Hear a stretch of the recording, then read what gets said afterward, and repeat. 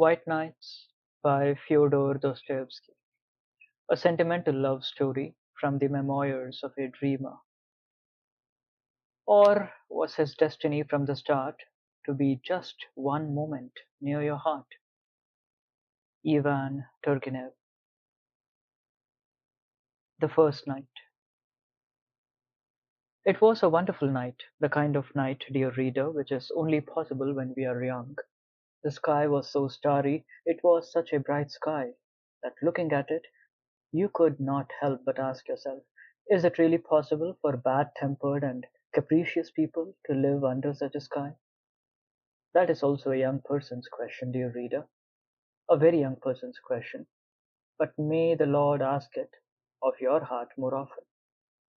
Speaking of capricious and sundry bad-tempered gentlemen, I could not help but recall my own commendable conduct throughout the whole day. From early morning an astonishing melancholy had started to torment me. It suddenly seemed that I, so alone, was being abandoned by everyone, that everyone was deserting me. Well, of course, anyone is entitled to ask, who is everyone?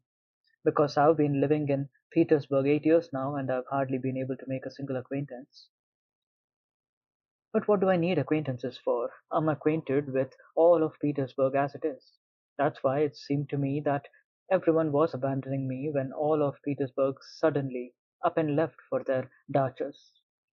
I was terrified of being left alone, and for 3 whole days I wandered about the city in a state of deep melancholy, not understanding in the least what was happening to me. No matter whether I went to Nevsky Prospect or the park or wandered along the embankment, there wasn't a single person of those whom I had been accustomed to meet for a year now in the same place at a certain time. Of course, they don't know me, but I know them. I know them intimately. I have practically learned their faces by heart, and I admire them when they are cheerful, and am crestfallen when they grow sad. I almost struck up a friendship with a certain little old man whom I meet every blessed day at a certain hour on the Fontanka. His face is so dignified and thoughtful. He is always whispering under his breath and gesticulating with his left hand, while in his right hand he holds a gnarled walking stick with a golden knob. He has even noticed me and shows a cordial concern for me. Should it happen that I'm not at the same place on the Fontanka at a certain hour, I'm positive that he would be crestfallen. That's why we sometimes almost greet each other, particularly when we are in a good mood. The other day, when we had not seen each other for 2 whole days and met on the third day, we almost reached for our hats. But thank goodness we came to our senses in time, lowered our hands, and passed each other by in sympathy. I also have houses that are my acquaintances. As I walk, it's as if each one I come to runs out into the street in front of me, looks out at me with its windows wide open, and almost says, "Hello, how do you do?" And I, "Thank God, I'm well, but in May they're going to add a floor to me." Or, "How do you do?" And I'm having some repairs done tomorrow. Or, "I'm almost burned down and I was so scared," and so forth. I have favorites among them, and some are intimate friends. One of them intends to be treated by an architect this summer. I'll make it a point to drop by every day, so that, God forbid, they don't kill it in the process. But I will never forget what happened to a certain very pretty, light pink little house. It was such a sweet little stone house. It looked at me so cordially and so haughtily at its ungainly neighbors, that my heart would rejoice when I chanced to walk past. Suddenly last week I was walking down the street, and, upon turning to look at my friend, I heard a plaintive cry, "But they are going to paint me yellow!" The scoundrels, barbarians, they spared nothing, neither the columns nor the cornices, and my friend had turned as yellow as a canary. I almost had an attack of jaundice myself, and to this day I do not have the strength to see my poor disfigured friend who was painted the color of the celestial empire. So now you understand, reader, how I am acquainted with all of Petersburg. I have already said that for 3 whole days I was tormented with anxiety until I guessed the reason for it. And on the street I was in a bad way. This one's gone, that one's gone. Where's so and so got to? And I wasn't myself at home either. For 2 evenings I tried to put a finger on what it was I found wanting in my room. Why was I so uncomfortable staying there? And with bewilderment I examined my green, sooty walls and the ceiling from which hung a cobweb that Matryona had been cultivating with such resounding success. I looked over all my furniture, examined every chair, wondering if that was the problem, because I'm not myself when even one chair isn't in the same place as it was the day before. I looked out the window, but it was all in vain. I didn't feel any better. I even took it into my head to summon Matryona and give her there and then a fatherly reprimand for the cobweb and for her slovenliness in general, but she merely looked at me in amazement and walked away without a word in response, so that the cobweb hangs there safe and sound to this day. It was only this morning that I finally guessed what the matter was. Oh, why, they're all making off to their dachas and leaving me behind. Forgive the trivial style, but I'm not up to lofty turns of speech, because, you see, everybody in Petersburg had either moved or is moving to their dacha, because after hiring a cab, every venerable gentleman of a solid appearance was immediately transformed before my eyes into a venerable father of a family, who after his daily official duties sets off without luggage to the bosom of his family at the dacha, because every passerby now has a quite special air about him, which all but says to every person he meets, "Gentlemen, I'm only here in passing, but in 2 hours I'm leaving for my dacha." If a window opens, upon which slender figures as white as sugar had just drummed, and out leans the head of a pretty girl who calls to a peddler with jugs of flowers, I immediately, then and there, imagine that these flowers are being bought not simply so as to take pleasure in the spring and flowers in a stuffy city apartment, but because everybody is moving to their dacha and they'll be taking flowers with them. Moreover, I had already made such strides in my new special sort of discovery that I could already unerringly identify on the basis of appearance alone where their dacha was located. The residents of Kameny and Apetkarsky Islands, or the Peterhof Road, were distinguished by the studied elegance of their movements, their foppish summer suits, and their handsome carriages that brought them to the city. The inhabitants of Pargolovo and further out, at first glance, inspired one with their prudence and respectability. The visitor to Krestovsky Island was distinguished by his unruffled, cheerful air. Whether I managed to run into a long procession of carters holding as reins as they lazily walked alongside their carts, loaded with whole mountains of furniture of every description, tables, chairs, couches, both Turkish and non-Turkish, and other household goods and chattels, on which, on top of everything, frequently would be sitting at the very summit of the load the wizened cook, keeping watch over her master's goods, as the apple of her eye, whether I looked at the boats, heavily laden with household utensils, as they glided down the Neva or Fontanka to Chernaya River or the islands. The carts and boats increased tenfold, 100-fold before my very eyes. It seemed as though everything had up and left, that whole caravans had moved to the dacha. It seemed that all of Petersburg threatened to turn into a desert, so that in the end I became ashamed, hurt, and sad. I had absolutely nowhere to go and no reason to go to a dacha. I was ready to leave with every cart, to drive off with every gentleman of venerable appearance, who was hiring a cabby, but no one, absolutely no one, invited me. It was as if I indeed was a stranger to them.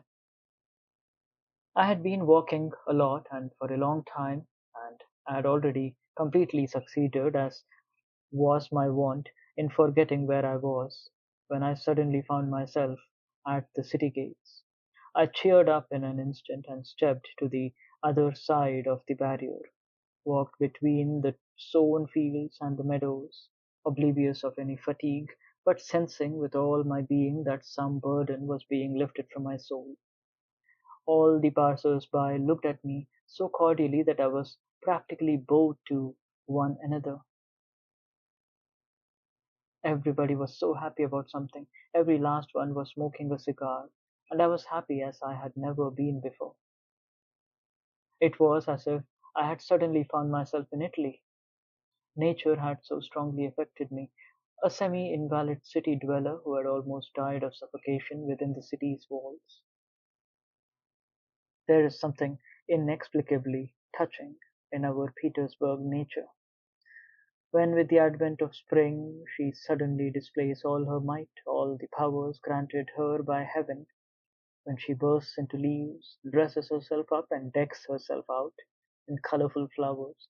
Somehow I can't help but be reminded of that weak and sickly girl at whom you sometimes look with pity, sometimes with a compassionate love, and sometimes you simply do not notice her. But then suddenly, for a moment, she somehow unexpectedly becomes inexplicably, wonderfully beautiful, and you, startled and intoxicated, unwittingly ask yourself, what power caused those sad, thoughtful eyes to shine with such fire? What summoned the blood to those pale, sunken cheeks? What has suffused those tender features of her face with passion? Why does that breast heave so? What was it that so suddenly summoned strength, life, and beauty to the poor girl's face, that it began to shine with such a smile, came to life with such a sparkling, effervescent laugh?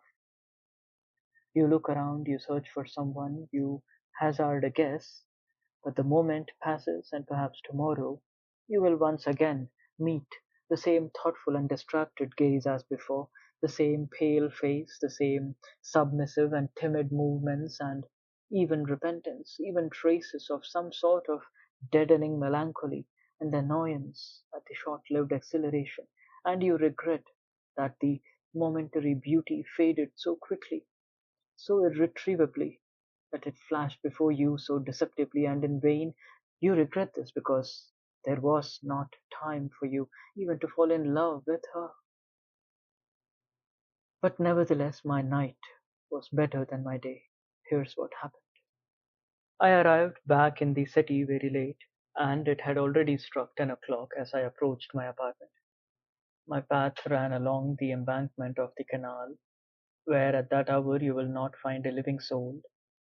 True, I live in a very remote part of the city. I was walking and singing because when I am happy, I am sure to hum something to myself.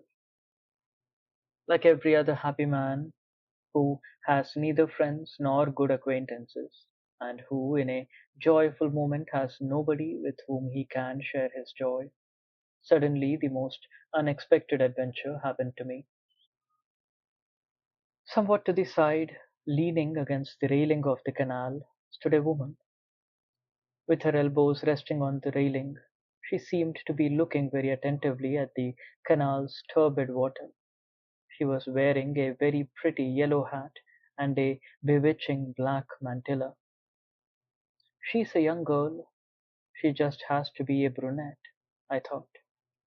It seems she had not heard my steps. She didn't even stir when I walked past, with bated breath, and with my heart beating violently. Strange, I thought. She must be completely absorbed by something. And suddenly I stopped, rooted to the ground. I had heard a muffled sob. Yes, I hadn't been deceived. The girl was crying, and a minute later there was another whimper, and then another. My God, my heart sank. And no matter how great my timidness with women, this was hardly the time. I turned around, took a step in her direction, and would certainly have uttered the word "Madame," but for the fact that I knew that this exclamation had already been uttered 1,000 times in all our Russian society novels. That was the only thing that stopped me. But while I was searching for a word, the girl came to her senses, glanced back, recollected where she was, cast her eyes down, and slipped past me along the embankment. I set off after her at once. But when she realized this, she quit the embankment, crossed the road, and set out walking down the pavement. My heart was fluttering like a captured little bird. Suddenly, a certain incident came to my aid. On the sidewalk across the street, not far from my unknown girl, there suddenly appeared a gentleman in evening dress, a man with a solid number of years behind him, but whose gait was anything but solid. He walked, reeling and carefully leaning against the wall. The girl meanwhile walked as straight as an arrow, hurriedly and timidly as girls generally do when they don't want someone to offer to see them home at night. And of course the teetering gentleman would never have caught up with her if my good fortune had not given him the idea of looking to unnatural methods.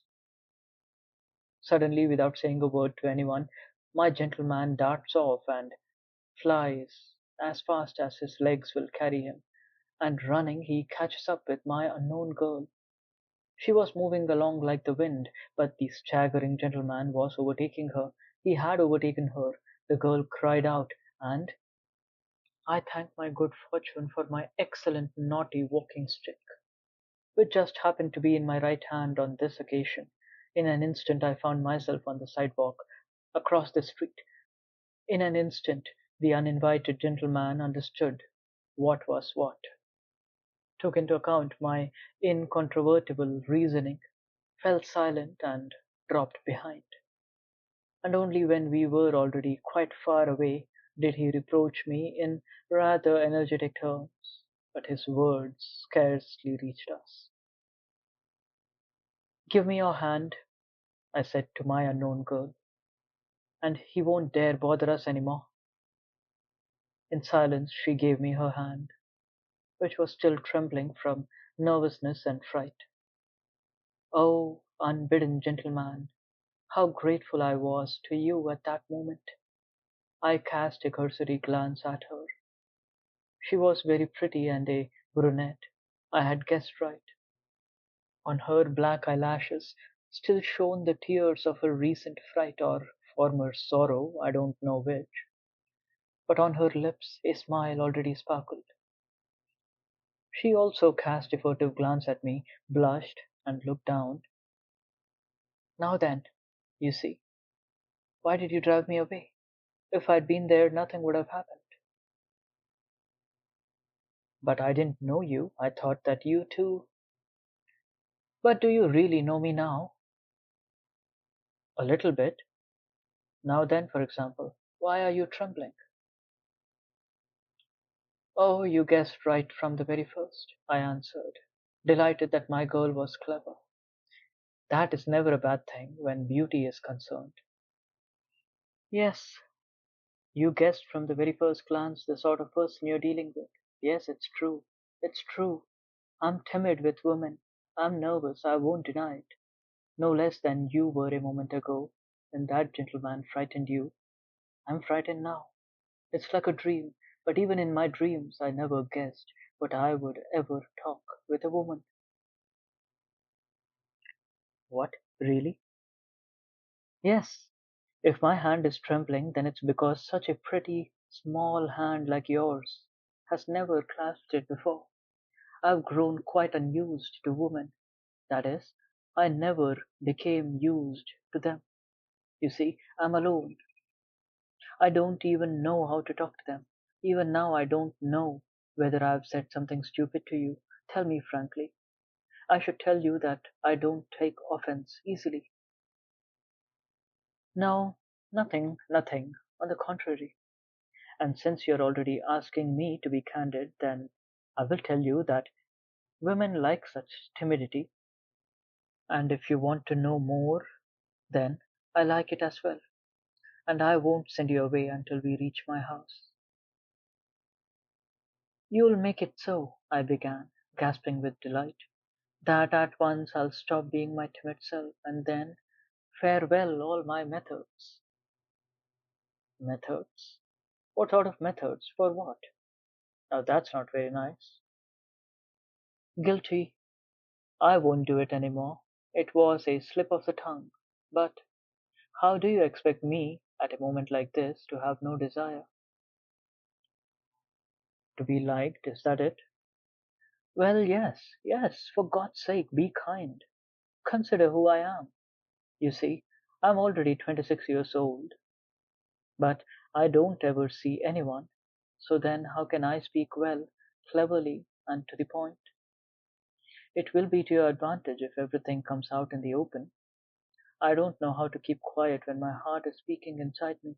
Well, it doesn't matter. Believe it or not, not a single woman, ever, ever, no acquaintances at all. And all I dream of every day is that at long last I will finally meet someone.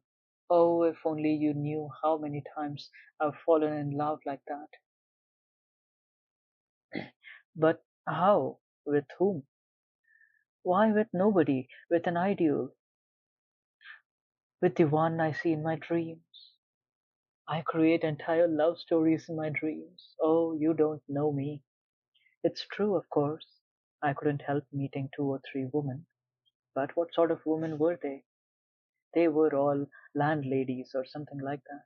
But I'll make you laugh when I tell you that several times I have thought of striking a conversation just like that, without ceremony, with some aristocratic lady on the street when she is alone.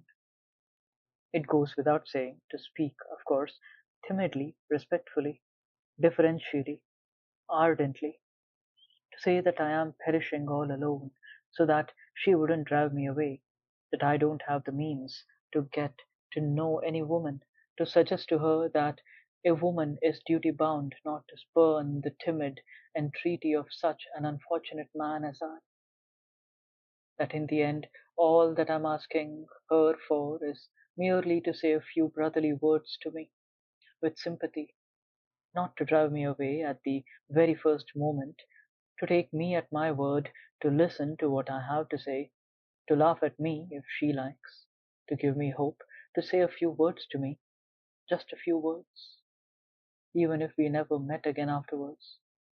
You're laughing, but then that's why I'm telling you. Don't be annoyed.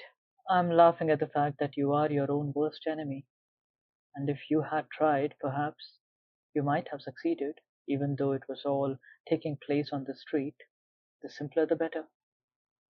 Not a single kind-hearted woman, provided she wasn't silly or particularly angry about something at that moment, could have brought herself to send you away without those few words that you pleaded for so timidly. But what am I saying? Of course she would have taken you for a madman. You see, I was judging by myself. But I know a lot about how people on this earth live. Oh, thank you, I cried out. You don't know what you have done for me today. Very well, but tell me, how did you recognize me to be the sort of woman well, with whom you considered worthy of attention and friendship? In a word, not a landlady, as you put it. Why did you make up your mind to approach me? Why? Why? But you were alone. That gentleman was too brazen. It's night now. You must agree that it was my duty. No, no, even earlier, there, on the other side. You wanted to approach me then, didn't you? There, on the other side, but I truly don't know how to answer, I'm afraid. Do you know, today I was happy. I was walking, singing. I'd been on the outskirts of the city. I had never experienced such happy moments before. You, it seemed to me perhaps, well, forgive me for reminding you, it seemed to me that you were crying, and I couldn't bear to hear it.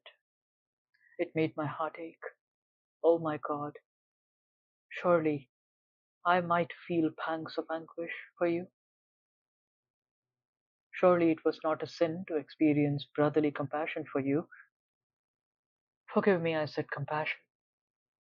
Well, yes, in a word, could I really have offended you by impulsively taking it into my head to approach you? Stop, enough, don't speak, the girl said, having cast her eyes downward and squeezing my hand. I'm the one who's guilty for bringing it up, but I'm glad that I wasn't mistaken about you. But here, I'm already home. I need to go that way, down the lane. It's only a stone's throw away. Goodbye. Thank you. But is it possible?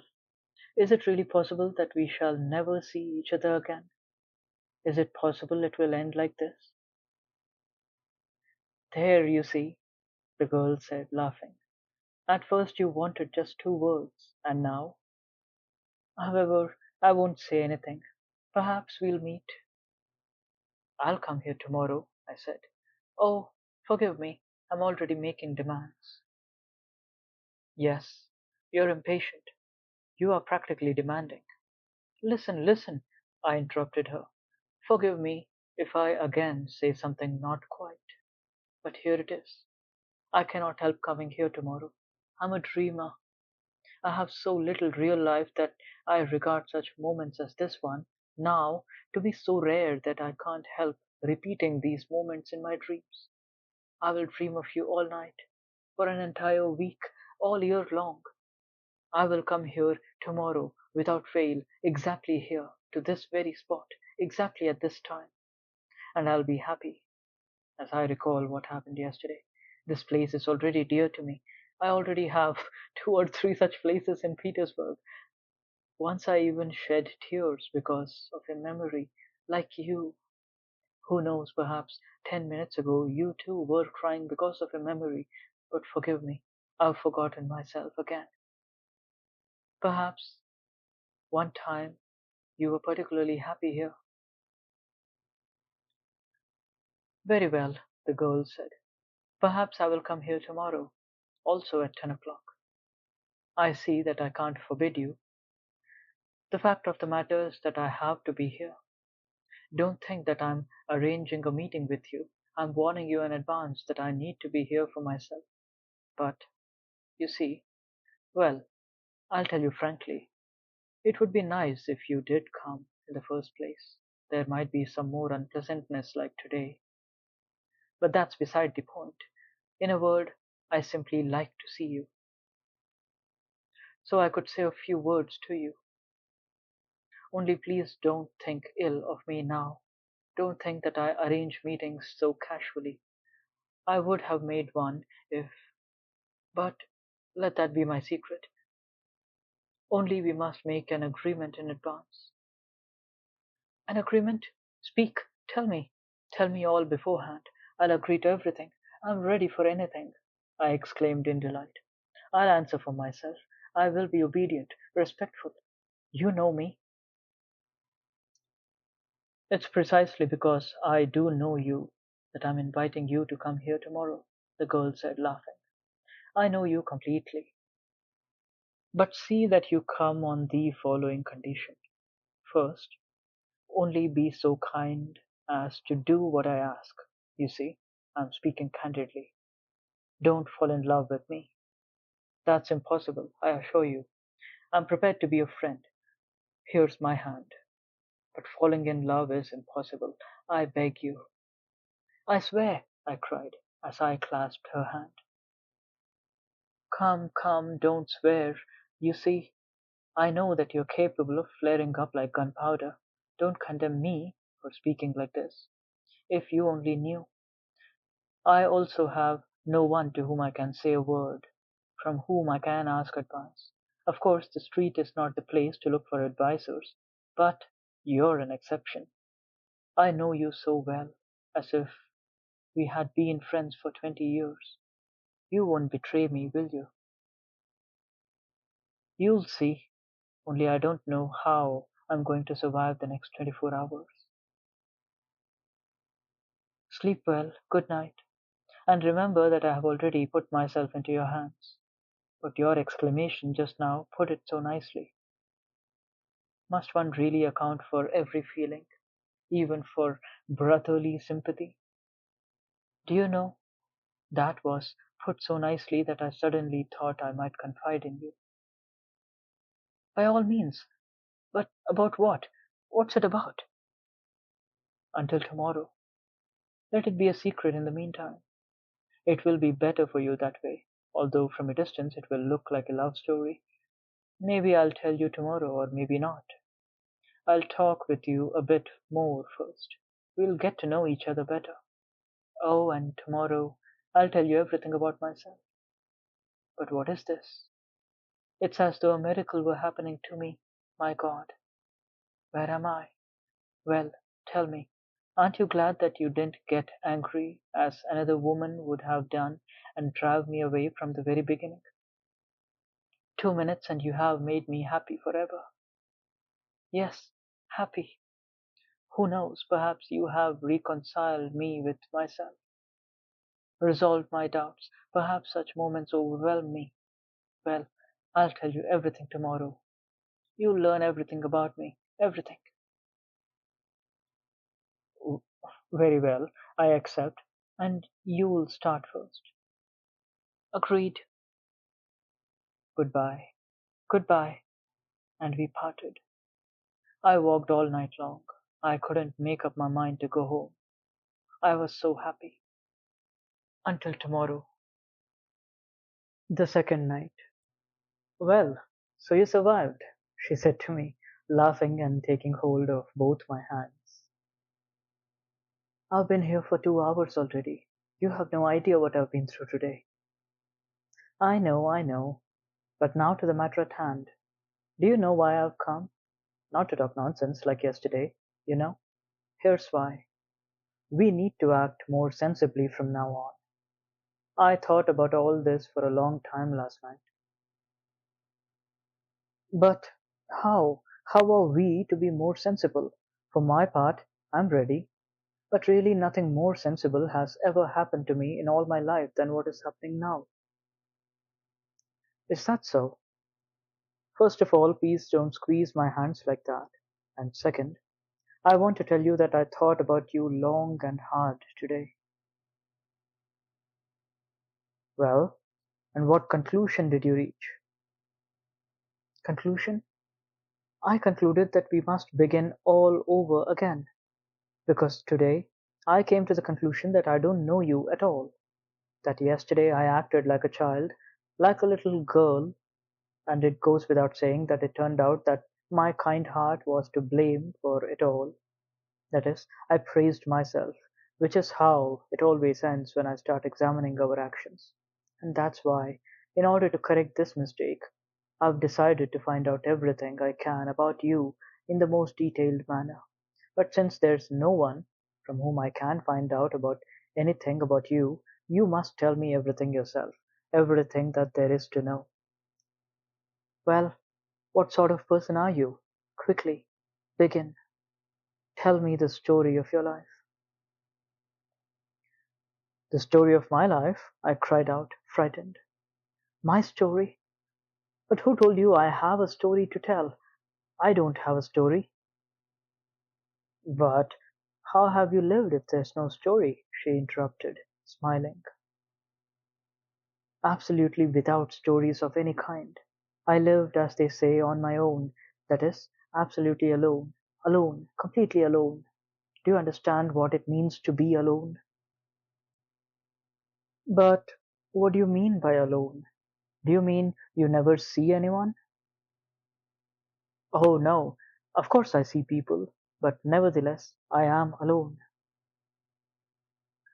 But can it really be that you don't talk to anyone? Strictly speaking, to nobody. So who are you then? Explain yourself. Wait, I'll hazard a guess. You probably have a grandmother, like I do.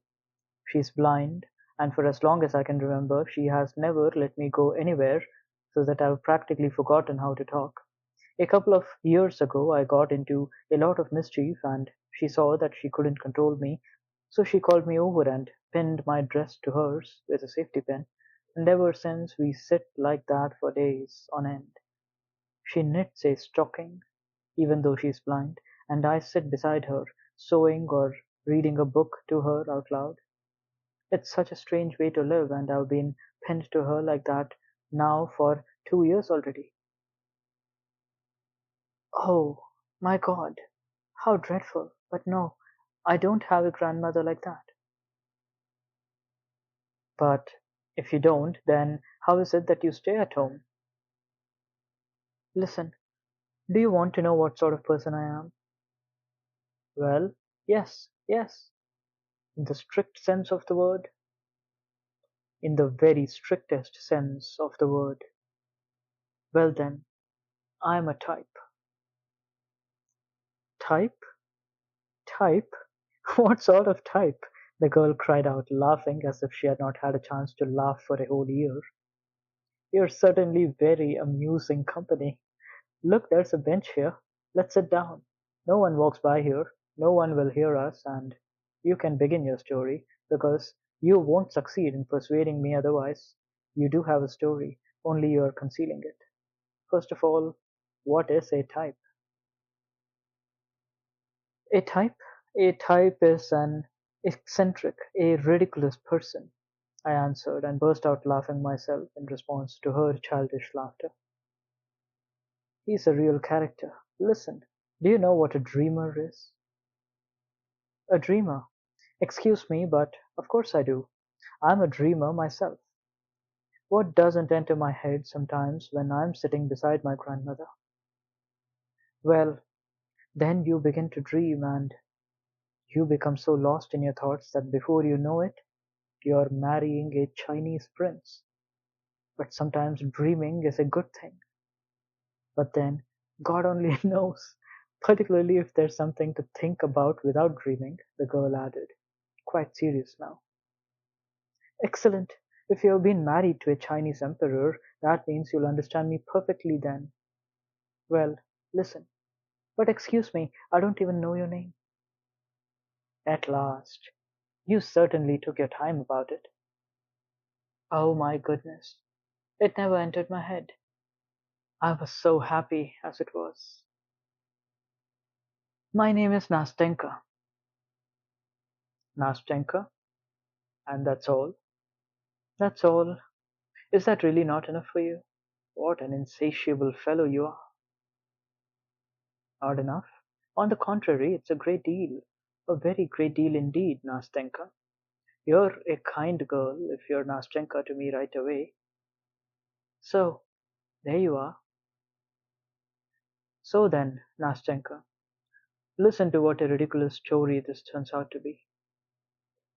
I sat down next to her, assumed a pedantically serious pose, and began as though I were reading something that I had been written down. There are, Nastenka, in case you don't know, there are rather strange little corners in Petersburg. It's as if the same sun that shines for all of Petersburg's people doesn't even peek into these places. But there is another, different, new sun, as if specially ordered for those corners, and it shines on everything with a different, special light. In these corners, dear Nastenka, it's as if a completely different kind of life is lived, and that doesn't resemble that which seethes around us, but the kind that might exist in a faraway kingdom, and not among us in our serious, oh so serious times. And it is this life which is a mixture of something purely fantastic, fervently ideal, and at the same time, alas, Nastenka, dully prosaic and ordinary, not to say incredibly vulgar. Ah, good heavens, what an introduction! Whatever will I hear next? You'll hear, Nastenka. It seems that I shall never tire of calling you Nastenka. You'll hear that in these corners live strange people, dreamers. A dreamer, if you require a precise definition, is not a man, but some sort of sexless being, you see. For the most part, he makes his home somewhere in an inaccessible corner, as if he were hiding there even from the light of day. and once he goes into hiding, he sticks to his corner like a snail. Or at any rate, he very much resembles this regard that entertaining animal, both animal and house at the same time, which is called a tortoise. What do you think? Why does he so love his own four walls, which are certain to be painted green, covered with soot, wretched and unforgivably grimy from tobacco smoke? Why does this ridiculous gentleman, when one of his few acquaintances comes to visit him, and he ends up losing all his acquaintances, why does this ridiculous person greet him with such embarrassment, such a changed countenance, and such confusion, as though he had just committed a crime within his four walls, as though he had been forging counterfeit notes or some little poems to be sent to a journal, with an anonymous letter in which it is revealed that a true poet has died and that his friend considers it his sacred duty to publish his ditties? Why, tell me, Nastenka, does the conversation between these two interlocutors never get going? Why does neither laughter nor some lively remark fly from the tongue of the completely unexpected and perplexed friend, who, in different circumstances, likes to laugh a great deal, as well as engage in lively banter and conversations about the fair sex and other cheerful subjects? And why finally does this friend, probably a recent acquaintance making his first visit, because in this case there will not be a second and the friend won't come again, why does this friend become so embarrassed, so stiff, all his wit notwithstanding, if indeed he has any, as he looks at the crestfallen face of his host, who in turn has already managed to be completely flustered and utterly muddled after gigantic but futile efforts to smooth over and keep the conversation going, to show his knowledge of the ways of the world, to talk to about the fair sex, and, at the very least, by such deference to please the poor person who has turned up at the wrong place and mistakenly come to visit him? Why finally does the guest suddenly grab his hat and quickly leave, having remembered all of a sudden some very urgent business which never existed, and somehow or other extricate his hand from the warm handshake of his host, who in every way possible was trying to show his regret and set right that which had been lost? Why does the departing friend chortle as he goes out the door, there and then vowing never to visit this crackpot, even though this crackpot is truly a most excellent fellow? At the same time, why can he not deny his imagination the passing fancy of comparing, if only remotely, the physiognomy of his recent interlocutor throughout the entire time of their meeting, with the look of an unhappy little kitten, treacherously captured by children who have mauled, frightened, and tormented it in every way possible, and which has finally taken refuge from them under a chair in the dark, and there for an entire hour at its leisure bristles, hisses, and washes its aggrieved face with both paws, and for a long time afterwards looks with enmity at nature and life, and even at the scraps from his master's dinner, which the compassionate housekeeper has saved for him? Listen, interrupted Nastenka, who all this time had been listening to me in amazement with her eyes and little mouth wide open. Listen, I absolutely do not know why all this happened and why you are putting such ridiculous questions to me, but what I do know for certain is that all these adventures certainly happened to you, word for word. Without a doubt, I answered with the most serious expression. Well, as there's no doubt, then continue, Nastenka answered, because I very much want to know how it all ends. You want to know, Nastenka, what our hero was doing in his corner, or rather, what I was doing? For the hero of this whole affair is myself, my own humble person. You want to know why I became so alarmed and was flustered for an entire day by the unexpected visit of a friend? You want to know why I was so startled? Why I blushed so when the door to my room opened? Why I didn't know how to receive my guest, and why I floundered so shamefully under the weight of my own hospitality? Well, yes, yes, Nastenka answered. That's the whole point. Listen, you tell it splendidly, but could you tell it somehow less splendidly? Otherwise, you talk as though you were reading from a book. Nastenka, I answered in a dignified and stern voice, scarcely holding back my laughter. Dear Nastenka, I know that I am telling it splendidly. I plead guilty. But I don't know how to tell it differently. Now, dear Nastenka, now I'm like King Solomon's genie, trapped in an earthenware urn for 1,000 years, under seven seals, and from which these seven seals were at last removed.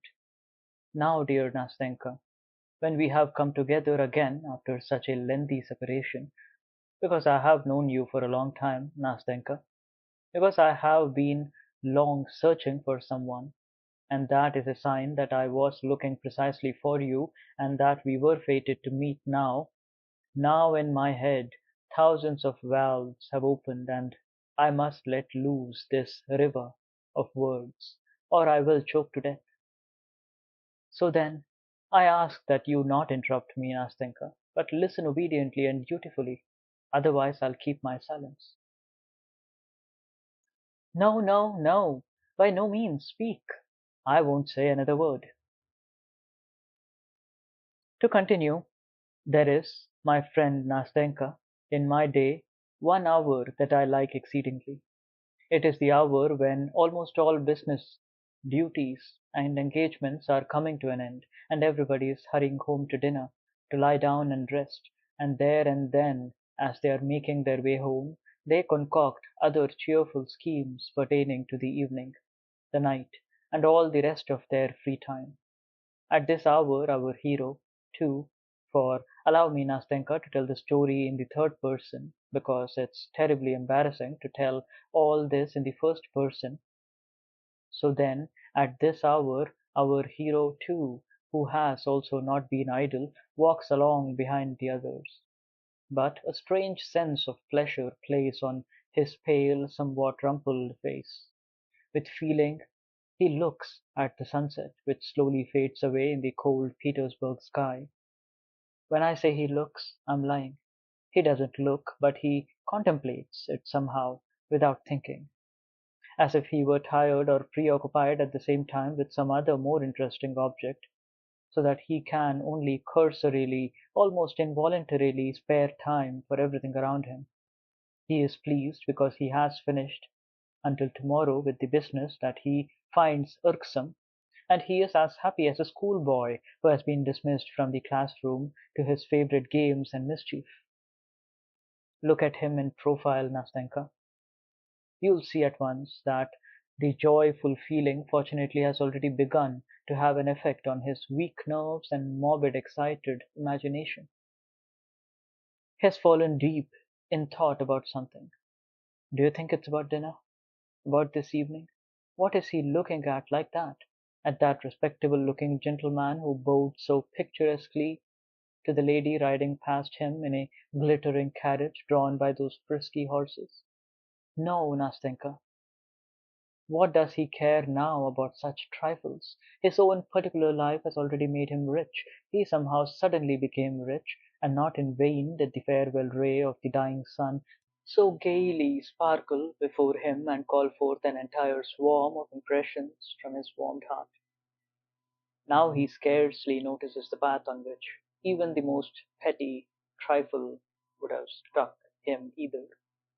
Now the goddess of fantasy, if you have read Zhukovsky, dear Nastenka, has already spun her golden warp and begun to fashion before his eyes patterns of a fantastic, marvelous life.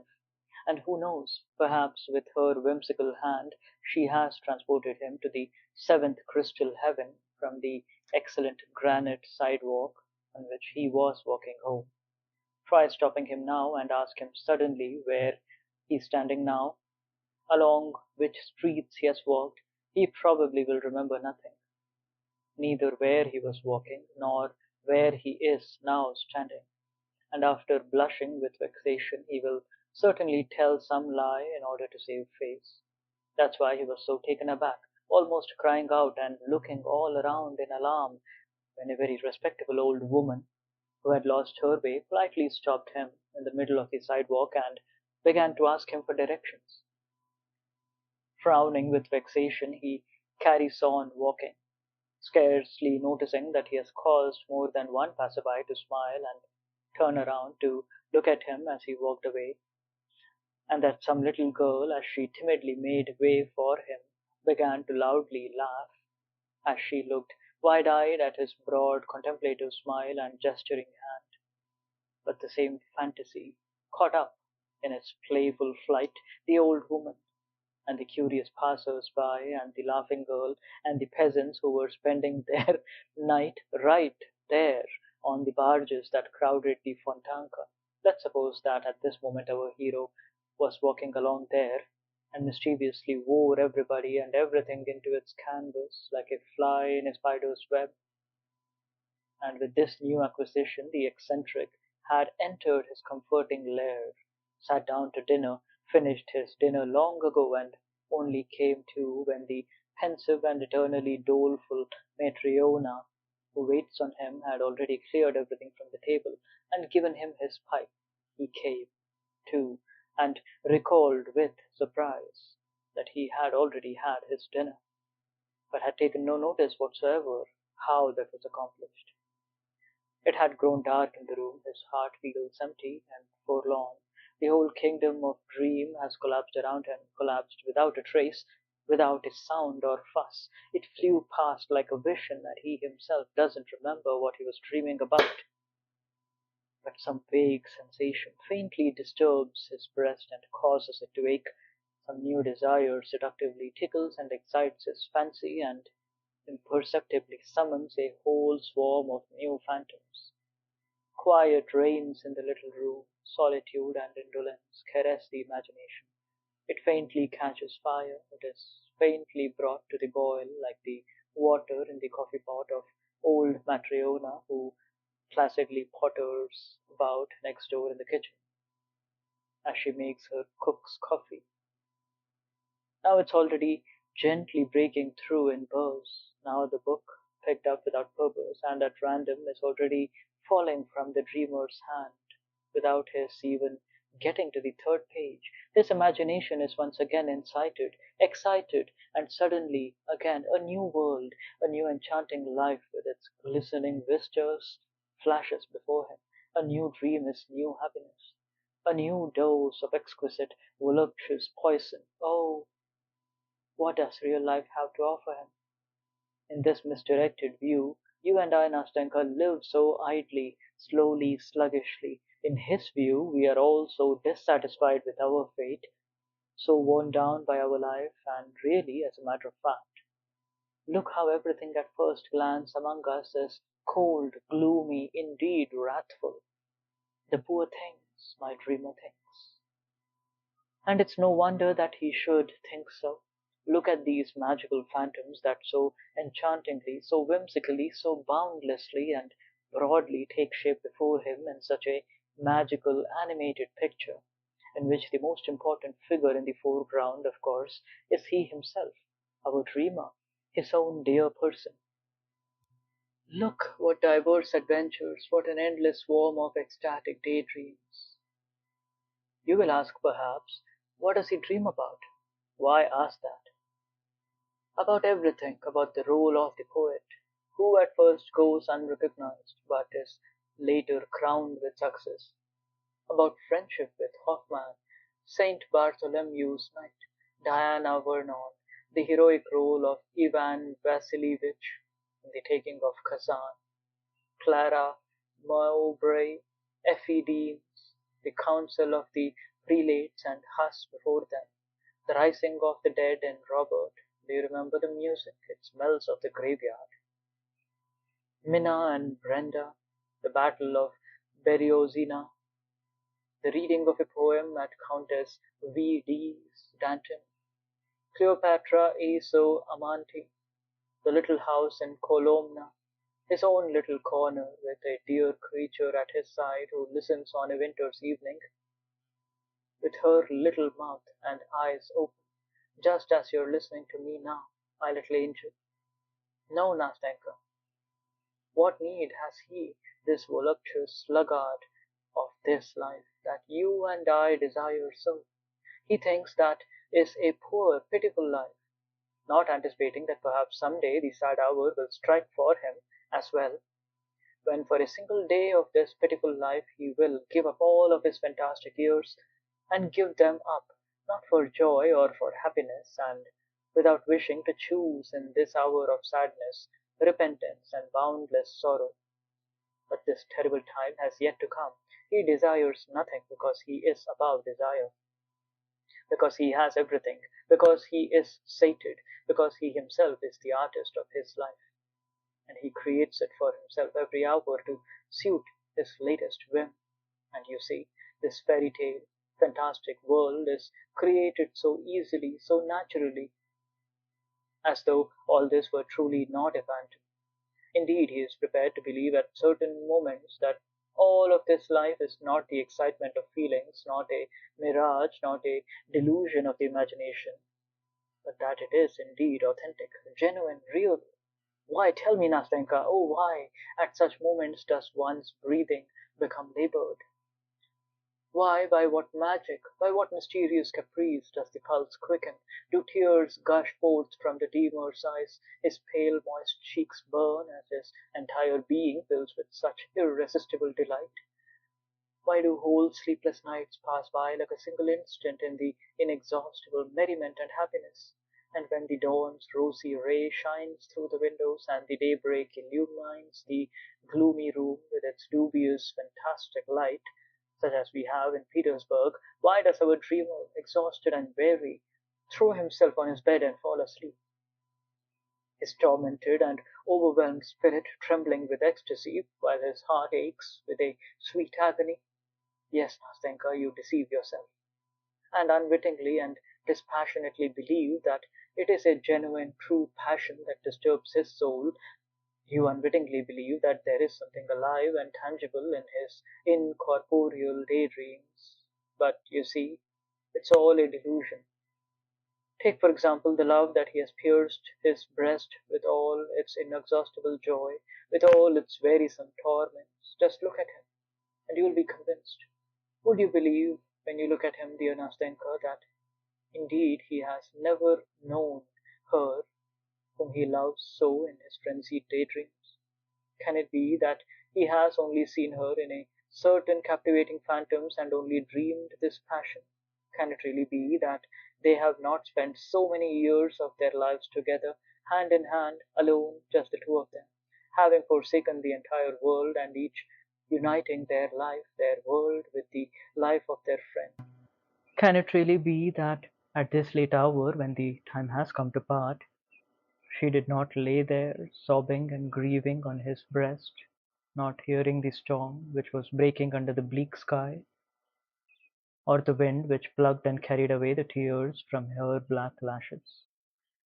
Can this really all have been a dream, this garden, cheerless, desolate, and wild, with paths overgrown with moss, secluded and gloomy, where they so often would walk together, where they hoped, grieved, loved, loved each other for such a long time, so long and tenderly, and this strange ancestral home in which she had lived for such a long time, secluded and melancholy, with her sullen old husband, always silent and peevish, who frightened them, while they, timid as children, dolefully and timorously concealed their love from each other. How they suffered, how fearful they were, and how innocent and pure was their love, and how, it goes without saying, Nastenka, malicious people were.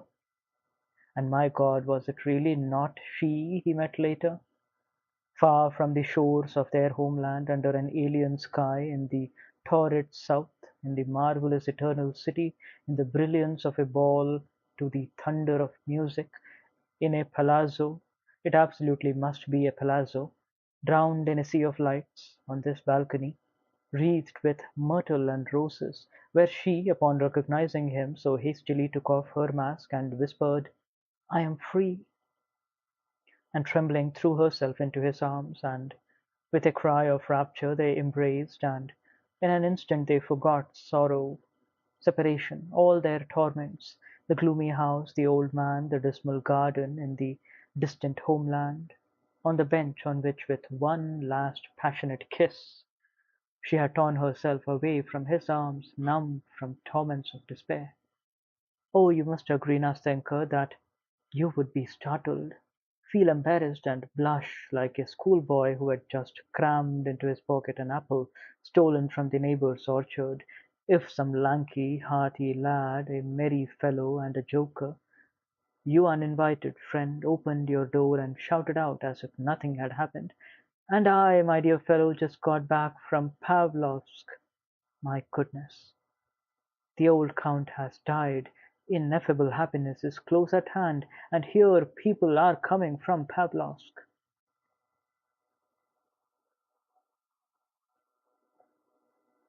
I pathetically fell silent upon concluding my pathetic exclamations. I remember that I wanted terribly somehow to force myself to burst out laughing, because I already sensed that a hostile little demon had begun to stir inside me, that I was about to choke, that my chin was beginning to quiver, and that my eyes were watering more and more.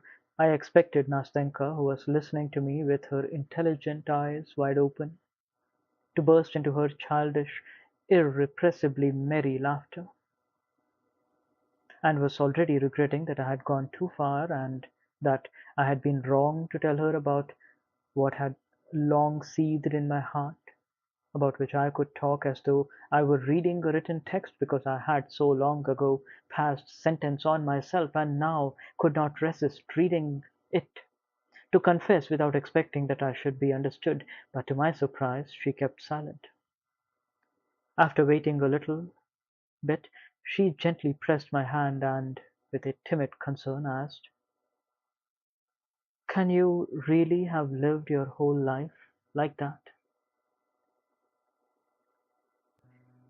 "My whole life, Nastenka," I replied. "My whole life, and I believe that's how I'll end my days." "No, that's impossible," she said uneasily. "It won't be like that. That would mean I would likely live out my whole life by grandmother's side. Listen, you do know that it's bad for you to live like that?" "I know, Nastenka, I know," I exclaimed, no longer holding my feelings in check. "And now I know more than ever that I've wasted all my best years for nothing. I know this now, and I feel it all the more painfully now that I see that God Himself has sent you, my good angel, to me, in order to tell me this and prove it to me, as I sit beside you and talk to you now. I'm terrified even to think about the future, because the future is once again loneliness, once again this stagnant, useless life. And what will there be for me to dream about when I have already been so happy in real life beside you? Oh, bless you, dear girl, for not turning me away from the very first, and making it possible that I can now say that I have lived at least 2 evenings in my life." "Oh, no, no!" Nastenka cried out, and little tears began to glisten in her eyes. "No, it won't be like that any more. We won't part like that. What are 2 evenings?" "Oh, Nastenka, Nastenka, do you know you have reconciled me with myself for a good long time? Do you know that now I will not think so badly of myself as I sometimes have done? Do you know that now perhaps I will no longer suffer anguish for having committed a crime and sin in my life, because a life like that is a crime and sin? And don't think that I have been exaggerating anything to you. For God's sake, Nastenka, don't think that, because sometimes I am overcome by moments of such anguish, because at those moments it begins to seem that I will never be able to begin living a real life, because it already seems that I have lost all sense, all feeling for the genuine, the real, because in the end I curse myself, because after my fantastic nights I am visited by sobering moments that are horrible. Meanwhile, you hear all around you how the throng of humanity thunders and spins in the whirlwind of life. You hear, you see how people live. They live in reality. You see that life for them is not forbidden, that their life doesn't vanish like a dream, like a vision, that their life is eternally renewing, eternally young, and not a single hour of it resembles any other, whereas how cheerless and monotonously banal is the timorous fantasy, the slave of a shadow of an idea, the slave of the first cloud that suddenly obscures the sun and fills with anguish the heart of every true Petersburger, which holds its son so dear. But what sort of fantasy is there to be found in anguish? You sense that this inexhaustible fantasy is finally growing tired, that it is becoming exhausted under constant strain because you see you are growing into manhood, you are outgrowing your former ideals. They are being smashed to dust, to bits and pieces, and if there is no other life, then you must build it from these bits and pieces.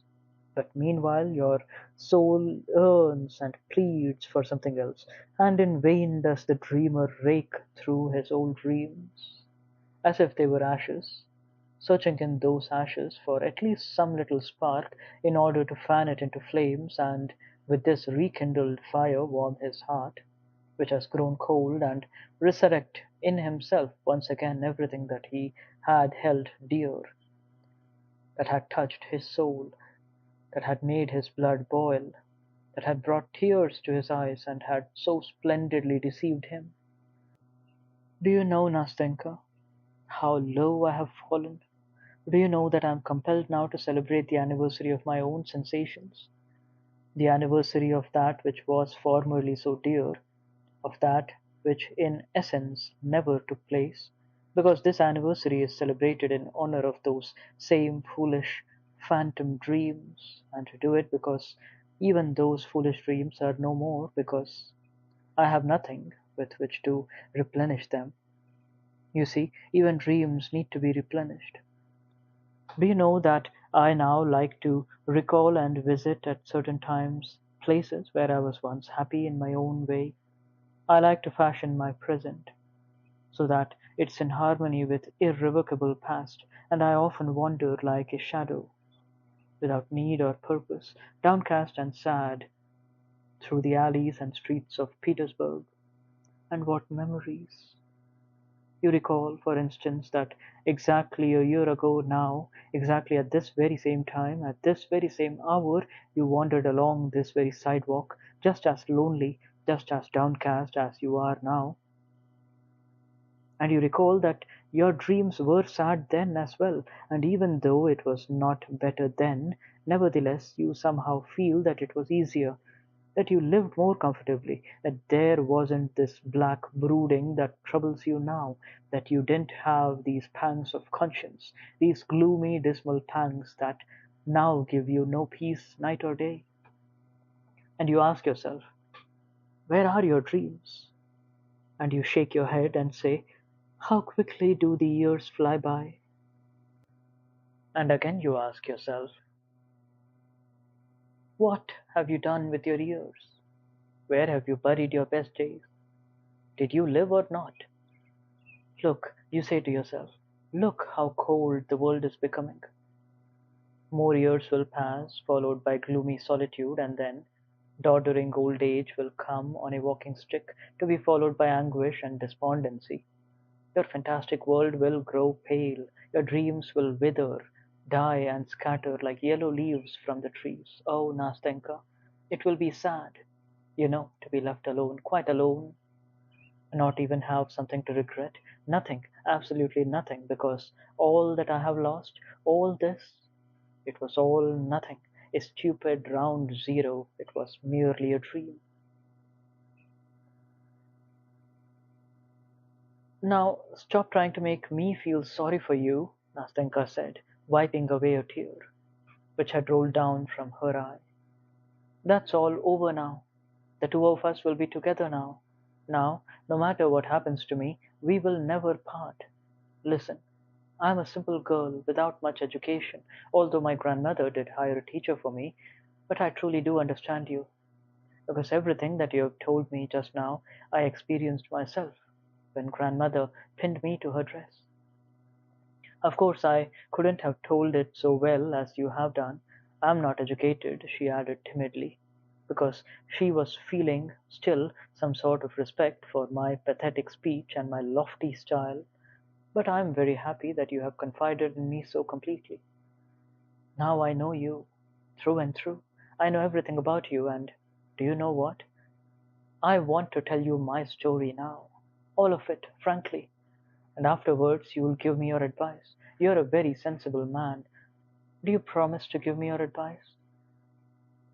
Ah, Nastenka, I replied, although I've never been an adviser, much less a sensible adviser, I see now that it would somehow be very sensible if we were to always live like this and we would give each other a lot of sensible advice. Well, my pretty Nastenka, what advice should I give you? Tell me frankly. I'm so cheerful, happy, bold, and sensible now that I won't be at a loss for words. No, no, Nastenka interrupted, laughing. It's not only sensible advice that I need. I need advice that is heartfelt and brotherly, as though you had loved me all your life. All right, Nastenka, all right, I cried out in delight.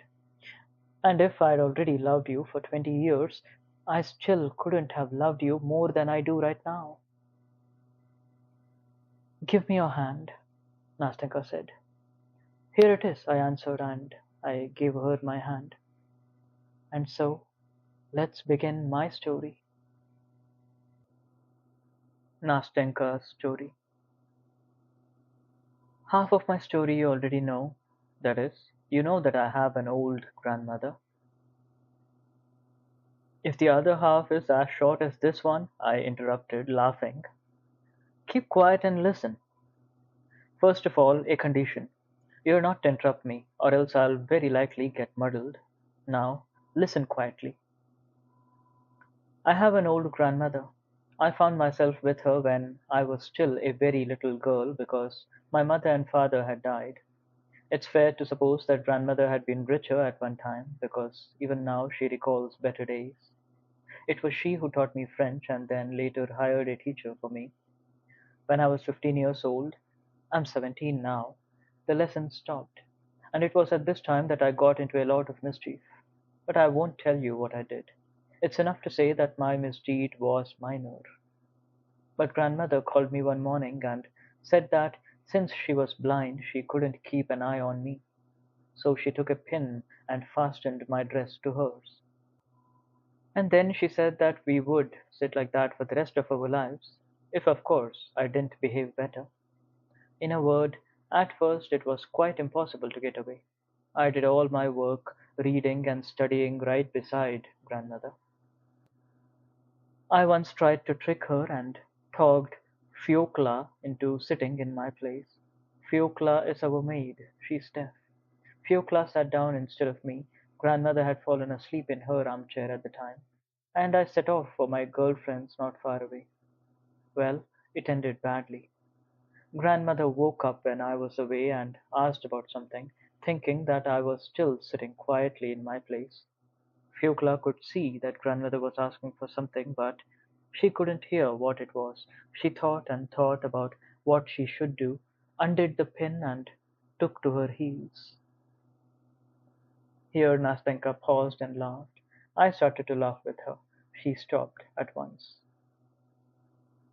Now listen, don't you laugh at my grandmother. I'm laughing because it's funny. What can I do when grandmother really is like that? But I love her all the same. Well, that time I certainly got what for. I was sat down in my place at once and wasn't allowed to budge an inch. Oh yes, I also forgot to tell you that that is, grandmother has her own house. That is, a tiny little house with only three windows, all made of wood, and as old as grandmother herself. There's an attic upstairs, and so a new lodger moved into our attic. Consequently, there must have been an old lodger, I noted in passing. Well, of course there was, Nastenka replied, and one who knew how to keep quiet better than you do. True, he could barely move his tongue. He was an old man, withered, mute, blind, lame, so that it finally became impossible for him to live in this world and he died. Then we needed a new lodger because we can't live without a lodger. That together with grandmother's pension is practically our entire income. The new lodger, as luck would have it, was a young man, not from around here, from out of town. Since he didn't try to bargain with her, grandmother took him in. But later she asked, "So, Nastenka, is our lodger young or not?" I wanted to lie. "Now," I say, grandmother, "it's not as though he's very young, but then he's not an old man." "Well, and is he good looking?" grandmother asks. Again, I don't wish to lie. "Yes," I say, "he's good looking, grandmother." And grandmother says, "Oh, what a nuisance, what a nuisance." I'm saying this, granddaughter, so that you don't get carried away by him. Oh, what times we live in! Who would have thought it possible, such a piddling lodger, and he has to be good looking as well. Things were different in the old days. It's always the old days with grandmother. She was younger in the old days, and the sun was warmer in the old days, and cream didn't go sour so quickly in the old days. It's always the old days. And so I sit and keep quiet and think to myself, why is grandmother filling my head with ideas and asking whether our lodger is handsome or whether he's young? But that was all there was to it. I just gave it a thought and there and then began counting my stitches again. I was knitting stockings and then completely forgot about it. And then one morning the lodger came to ask about his room being wallpapered, as he had been promised. One thing led to another. Grandmother is talkative, you see, and she says, "Go to my bedroom, Nastenka, and bring me my accounts." I immediately jumped up, blushing. I didn't know why, and I'd forgotten that I was sitting there pinned to grandmother. I didn't quietly unpin myself so that the lodger wouldn't see. No, I dashed off so that grandmother's chair went flying. When I saw that the lodger now knew everything about me, I blushed, stood there as if I were rooted to the ground, and burst into tears. I became so ashamed and miserable at that moment that life didn't seem worth living. Grandmother shouts, "Why are you standing there?" which made me cry even more. When the lodger saw this, when he saw that I was embarrassed on account of him, he took his leave and went away at once. From that moment on, I would practically die at the slightest sound in the entrance hall. "There goes the lodger," I'd say to myself, and quietly undo the pin, just in case. Only it was never him. He never came. 2 weeks passed. The lodger sent word through Fyokla that he had a lot of French books and that they were all good books, suitable for me to read. Wouldn't grandmother like me to read them to her, so that we wouldn't be bored?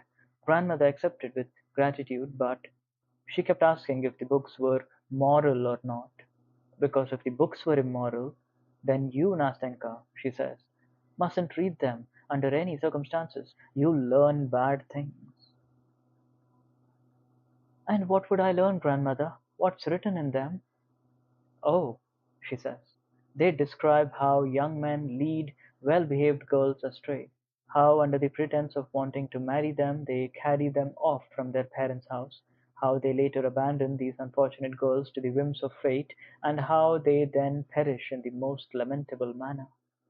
I, grandmother says, have read a lot of books like that, and everything, she says, is so wonderfully described that you sit up all night quietly reading. So you, Nastenka, she says, see that you don't read them. What kind of books, she asks, has he sent? They are all novels by Walter Scott, grandmother. Novels by Walter Scott? Just wait a minute. There must be some sort of shenanigans going on here. Take a good look to see if he slipped a little love note in one of them. No, I say, grandmother, there isn't a note. And look under the binding as well. Sometimes they stuff it into the binding, the rascals. No, grandmother, there isn't anything under the binding either. Well, what did I tell you? And so we began to read Walter Scott. And in a month or so we had read almost half. Then he sent us some more and some more. He sent Pushkin. In the end, I couldn't be without a book and stopped thinking about marrying a Chinese prince. That's how things stood when I chanced to meet our lodger on the staircase. Grandmother had sent me for something. He stopped. I blushed, and he blushed. He laughed though, said hello, asked after grandmother's health, and says, "So, have you read the books?" I answered, "Yes." "Which one?" he asks. "Did you like the most?" And I say, "I liked Ivanhoe and Pushkin best of all." And that was the end of it that time. A week later I ran into him again on the staircase. This time grandmother hadn't sent me. I had needed to get something for myself. It was after 2, which was when the lodger would come home. "Hello," he says. I answer, "Hello." "Don't you get bored," he asks, "sitting with your grandmother all day long?" As soon as he asked me that, I blushed. I don't know why. I became embarrassed, and once again my feelings were hurt. Evidently because now others had begun asking questions about this. I wanted to walk away without answering, but I didn't have the strength. "Listen," he said. "You're a good girl. Forgive me for talking with you like this, but I assure you I wish you well more than your grandmother does. Don't you have any girlfriends whom you can go and visit?" I say that I don't have any, that there was one, Mashenka, but that she has gone away to Pskov. "Listen," he says, "would you like to go to the theatre with me?" "To the theatre? But what about grandmother?" "Well," he says, "you can go without telling her." "No," I say, "I don't want to deceive grandmother. Goodbye." "Well, goodbye," he says, and he didn't say another word. Only after dinner he comes to see us. He sat down, talked with grandmother for a long time, asked whether she goes out anywhere, whether she has any friends, and suddenly he says, "I took a box at the opera today. They are putting on the Barber of Seville.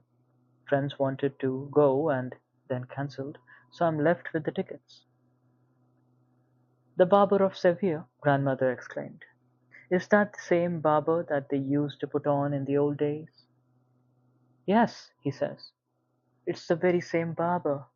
And he cast a glance at me. And then I understood everything, blushed, and my heart began to thump in expectation. "But of course I know it," grandmother says. "In the old days I even sang Rosina in amateur theatricals." "So would you like to go today?" said the lodger. "My tickets will go to waste." "Yes, I suppose we could go," grandmother says. "Why shouldn't we go? After all, my Nastenka has never been to the theatre." My goodness, what a joy! We at once pulled ourselves together, got ready, and set off. Even though grandmother is blind, she still wanted to hear the music, and besides, she is a kind of old woman.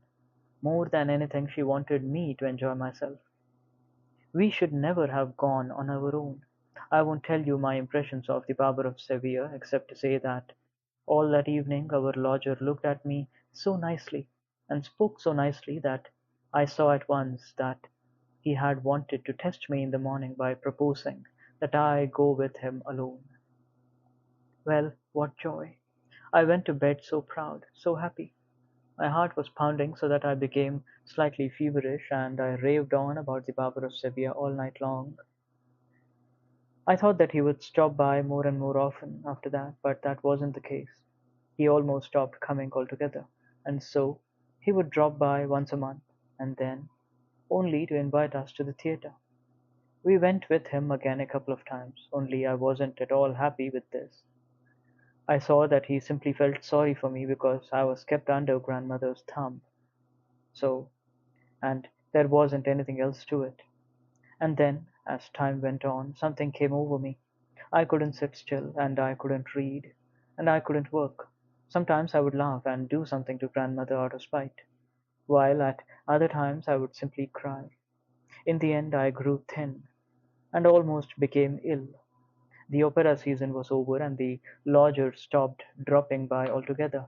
Whenever we would meet, always on the same staircase, it goes without saying, he would bow so silently, so seriously, as though he didn't wish to speak, and then walk down all the way to the front door while I was still standing halfway up the stairs, as red as a cherry, because all my blood would rush to my head whenever we met. Now we are coming to the end. Exactly a year ago, in May, the lodger comes to us and tells grandmother that he has finished all his business and that he must return to Moscow for a year. When I heard this, I turned white and collapsed on the chair, half dead. Grandmother didn't notice anything, and after announcing that he was going away, he took his leave and left. What was I to do? I thought and thought. I became more and more miserable, and finally I came to a decision. He was to leave the next day, and I decided that I would bring everything to a conclusion that evening after grandmother had gone to bed. And that's what happened. I gathered into a bundle all my dresses, as many underclothes as was necessary, and with the bundle in hand, neither dead nor alive, I set off to our lodger's room in the attic. I think I spent an entire hour walking up that staircase. When I opened his door, he cried out upon seeing me. He thought that I was a ghost, and rushed to get me some water, because I could scarcely stand on my own feet. My heart was pounding so that my head ached and my thinking had become confused. When I came to my senses, I began straightway by placing my bundle on his bed, sat down next to it, buried my face in my hands, and let loose floods of tears. He seemed to understand everything in an instant, and stood before me pale, looking at me with such sadness that it broke my heart. "Listen," he began. "Listen, Nastenka, I can't do anything. I'm a poor man. I don't have anything yet, not even a decent job. How would we live if I were to marry you?" We talked for a long time, but in the end I worked myself into such a state that I said I couldn't live with grandmother, that I would run away from her, that I didn't want to be pinned to her, and that if he liked I would go with him to Moscow, because I couldn't live without him. Shame and love and pride spoke in me all at once, and I collapsed on his bed, almost in convulsions. I was so afraid of a refusal. He sat in silence for several minutes, and then got up, walked over to me, and took me by the hand. "Listen, my dear, my sweet Nastenka," he began, also through tears. "Listen, I swear to you, if ever I am in the position to marry, then you will certainly be the one to make me happy. I assure you that now only you alone can make me happy. Listen, I am going to Moscow, and will stay there for exactly 1 year. I hope to put my affairs in order. When I return, and if you have not stopped loving me, then I swear to you that we will be happy. But this is impossible now. I can't. I don't even have the right to promise something. But, I repeat, if this doesn't happen in a year's time, then it certainly will some day. It goes without saying. But only in the event that you don't prefer somebody else to me, because I cannot and dare not bind you by any sort of promise." That's what he told me, and the next day he went away. We both agreed not to say a word about this to grandmother. That was how he wanted it. Well, now my story is almost finished. Exactly a year has passed. He has arrived. He has been here already 3 whole days, and and what? I cried out, impatient to hear the end. And he still hasn't shown himself, Nastenka answered, as if summoning up all her strength. There has been neither hide nor hair of him. Here she stopped, fell silent for a bit, bent her head and suddenly, having covered her face with her hands, began to sob so hard that it broke my heart. I wasn't at all expecting an ending like that. Nastenka, I began in a timid and ingratiating voice. Nastenka, for goodness sake, don't cry. How do you know? Maybe he hasn't arrived yet. He's here! He's here! Nastenka rejoined. He's here, I know it. We made an agreement back then, on that evening before his departure. When we had already said everything that I've told you, and we had come to an agreement, we came out here for a stroll, right on this very embankment. It was 10 o'clock. We were sitting on this bench. I had stopped crying and I was enjoying listening to him talk. He said that upon his arrival he would come to us at once, and if I didn't refuse him, then he would tell grandmother about everything. Now he has arrived, I know it, and he hasn't come. He hasn't. And once again she broke down in tears. Good heavens, is there really nothing I can do to ease your sorrow? I cried out, jumping up from the bench in despair. Tell me, Nastenka, couldn't I at least go and see him? Would that really be possible? She said, suddenly raising her head. No, of course not. No, I said, after giving it some thought. But here's what you could do. Write a letter. No, that's impossible. I couldn't do that, she answered resolutely, but she had already lowered her head and wasn't looking at me. How is it that you can't? Why can't you? I continued, taking up my idea. But you know, Nastenka, you need a certain kind of letter. There are letters and then there are letters and oh, Nastenka, it's true. Believe me, believe me. I wouldn't give you bad advice. All this can be arranged. It was you who took the first step. Then why can't you now? I can't. I can't. It would seem that I was forcing myself on him.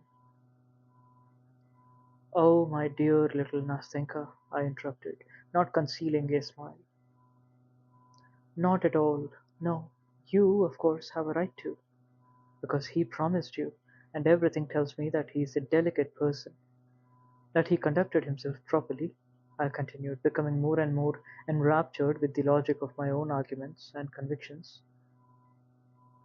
How did he conduct himself? He bound himself with a promise.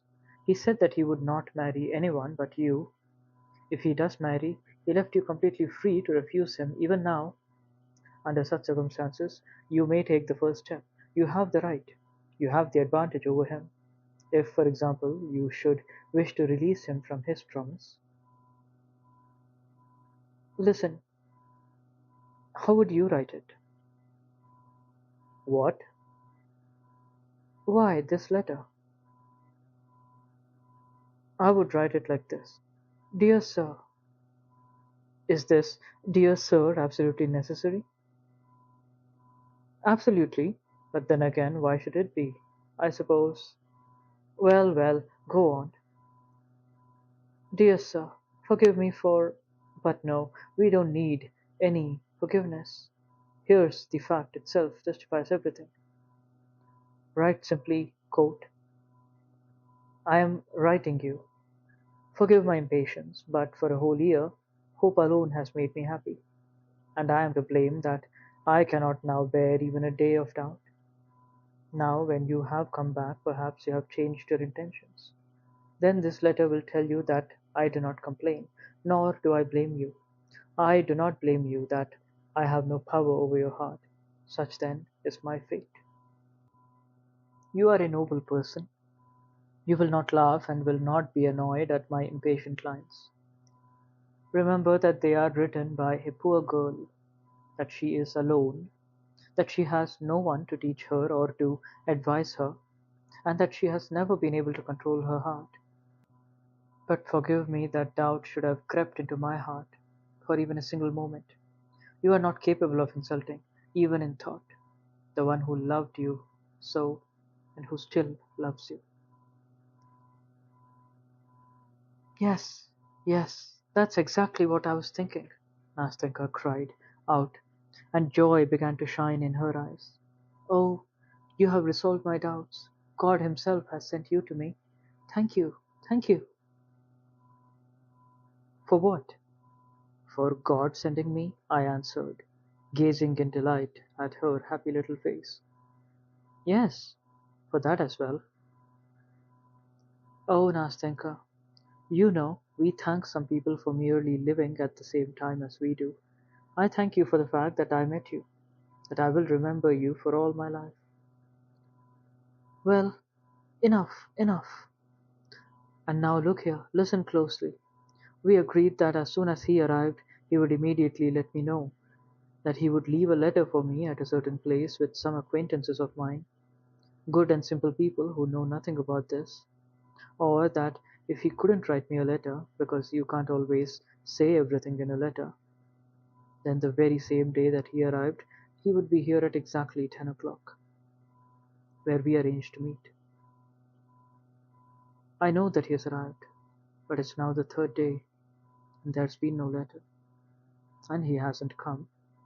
It's quite impossible for me to get away from my grandmother in the morning. Tomorrow, give my letter to these same good people about whom I just told you. They will forward it, and if there's an answer, then you bring it yourself in the evening at 10 o'clock. But the letter.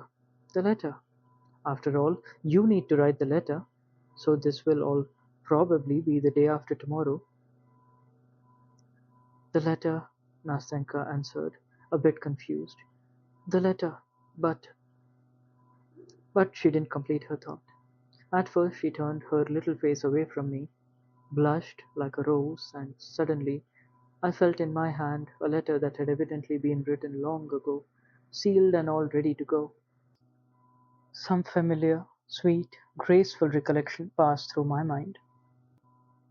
R O R O S C Na, I began. Rosina, we both began singing. I almost embracing her in delight, and she, having blushed as only she could blush, laughing through her tears, which trembled like pearls on her black eyelashes. Well, enough, enough. Goodbye now, she said in a rush. Here's the letter for you, and here's the address to take it to. Goodbye. Until we meet. Until tomorrow. She firmly clasped both my hands, nodded her head, and flew away like an arrow down the lane. I stood there for a long time, following her with my eyes. Until tomorrow,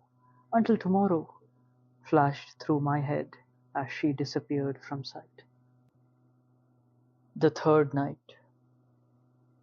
Today was a sad, rainy day, without a ray of hope, just like my future old age. I am besieged by such strange thoughts, such dark sensations, such obscure questions, which still crowd my mind, and somehow I have neither the strength nor the desire to resolve them. It is not for me to resolve all this. Today we will not see each other. Yesterday, when we were saying goodbye, clouds began to gather in the sky, and a mist was rising. I said that tomorrow the weather would be bad. She didn't answer. She didn't want to say anything that would go contrary to her wishes. For her, this day was to be both bright and clear, and there wasn't to be a single cloud to darken her happiness. If it rains, then we won't see each other, she said. I won't come. I thought that she wouldn't notice the rain today, but she didn't come.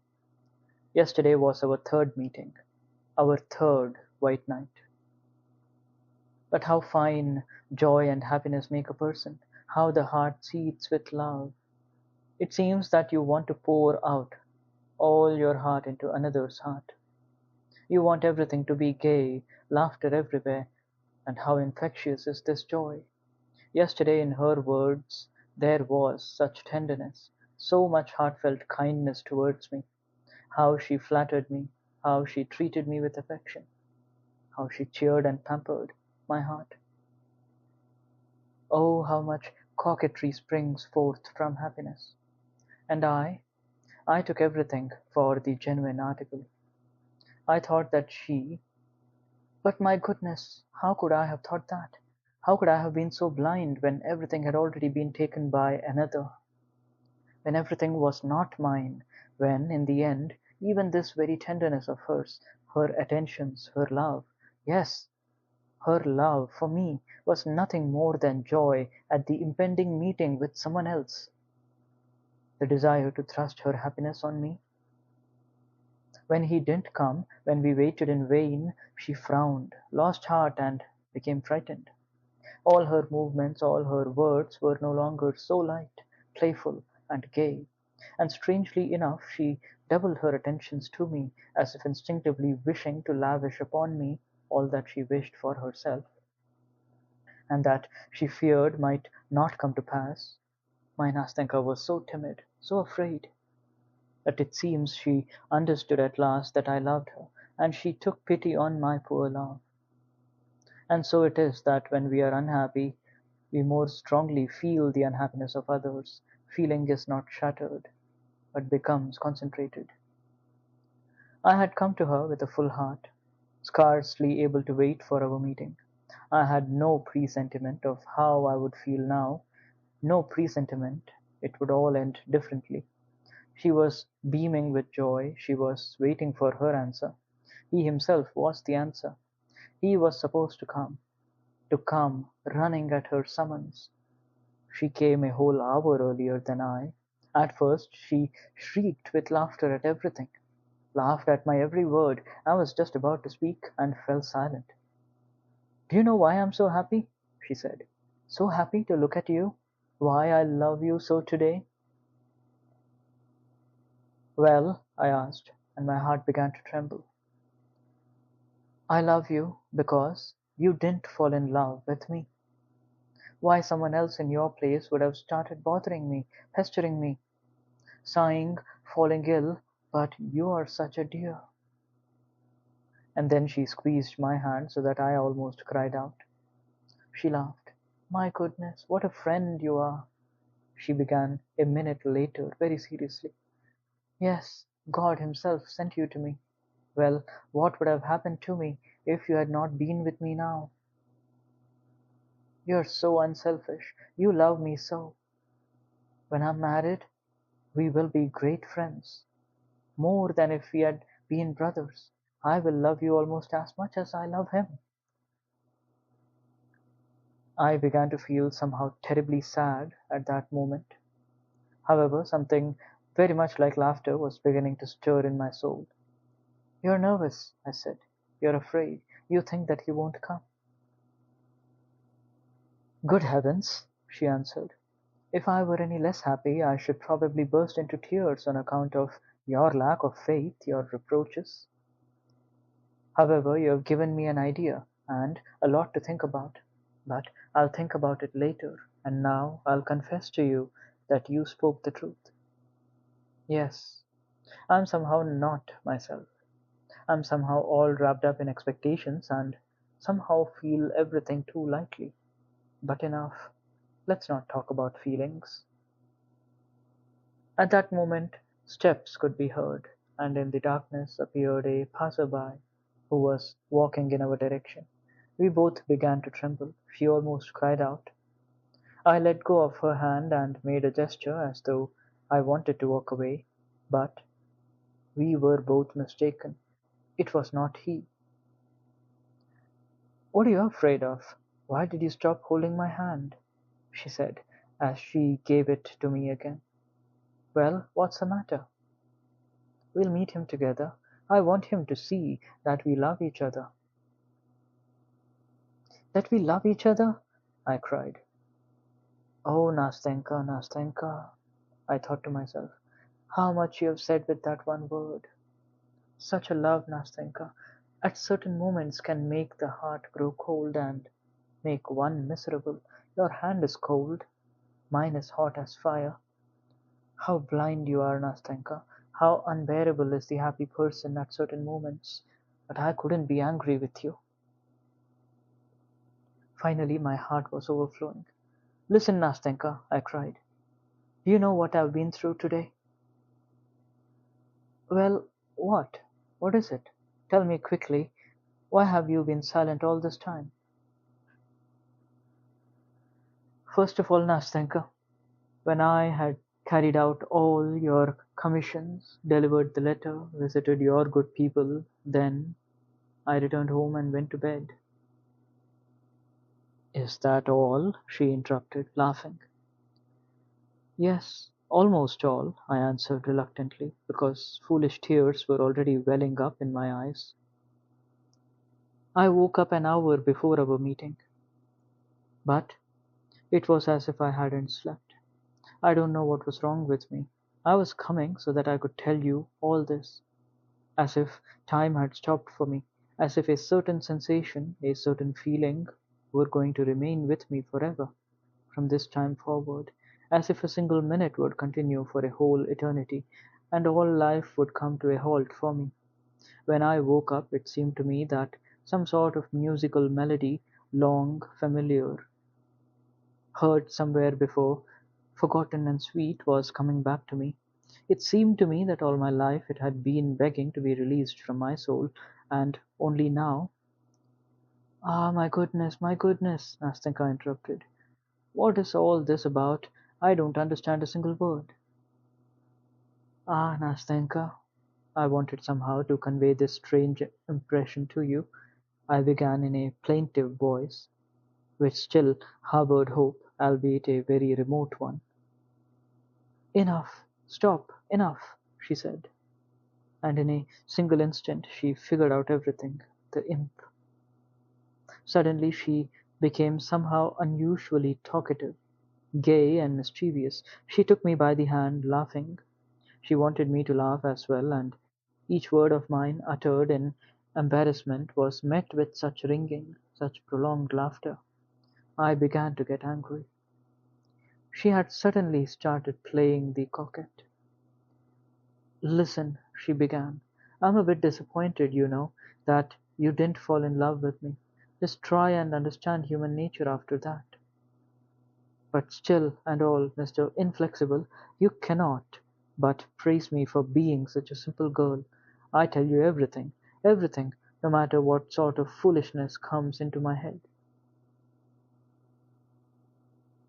Listen, that's 11 o'clock, isn't it?" I said, when the measured sound of the bell began to ring in the distant city tower. She suddenly stopped, left off laughing, and began to count. "Yes, 11," she said at last in a timid, hesitant voice. I at once regretted that I had frightened her, that I had made her count the hours, and I cursed myself for the fit of spite. I felt sorry for her, and I didn't know how to atone for my transgression. I began to comfort her, to seek out reasons for his absence, to advance various arguments, proofs. Nobody could have been easier to deceive than she was at that moment, and indeed at such a time anyone would be happy to hear any sort of consolation whatsoever, and is made ever so happy by even the shadow of an excuse. And the whole thing's ridiculous, I began, becoming more and more excited, and admiring the unusual clarity of my own arguments. And he couldn't have come. You have misled me and bewitched me, Nastenka, so that I've lost track of the time. Now just think. He's only just got the letter. Let's suppose that he can't come.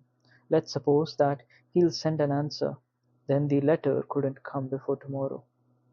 I'll go as soon as it's light tomorrow and let you know at once. Consider finally that there are 1,000 possibilities. Well, he wasn't home when the letter arrived, and perhaps he still hasn't read it. You know, anything might have happened. Yes, yes, Nastaka answered. I didn't think of that, of course.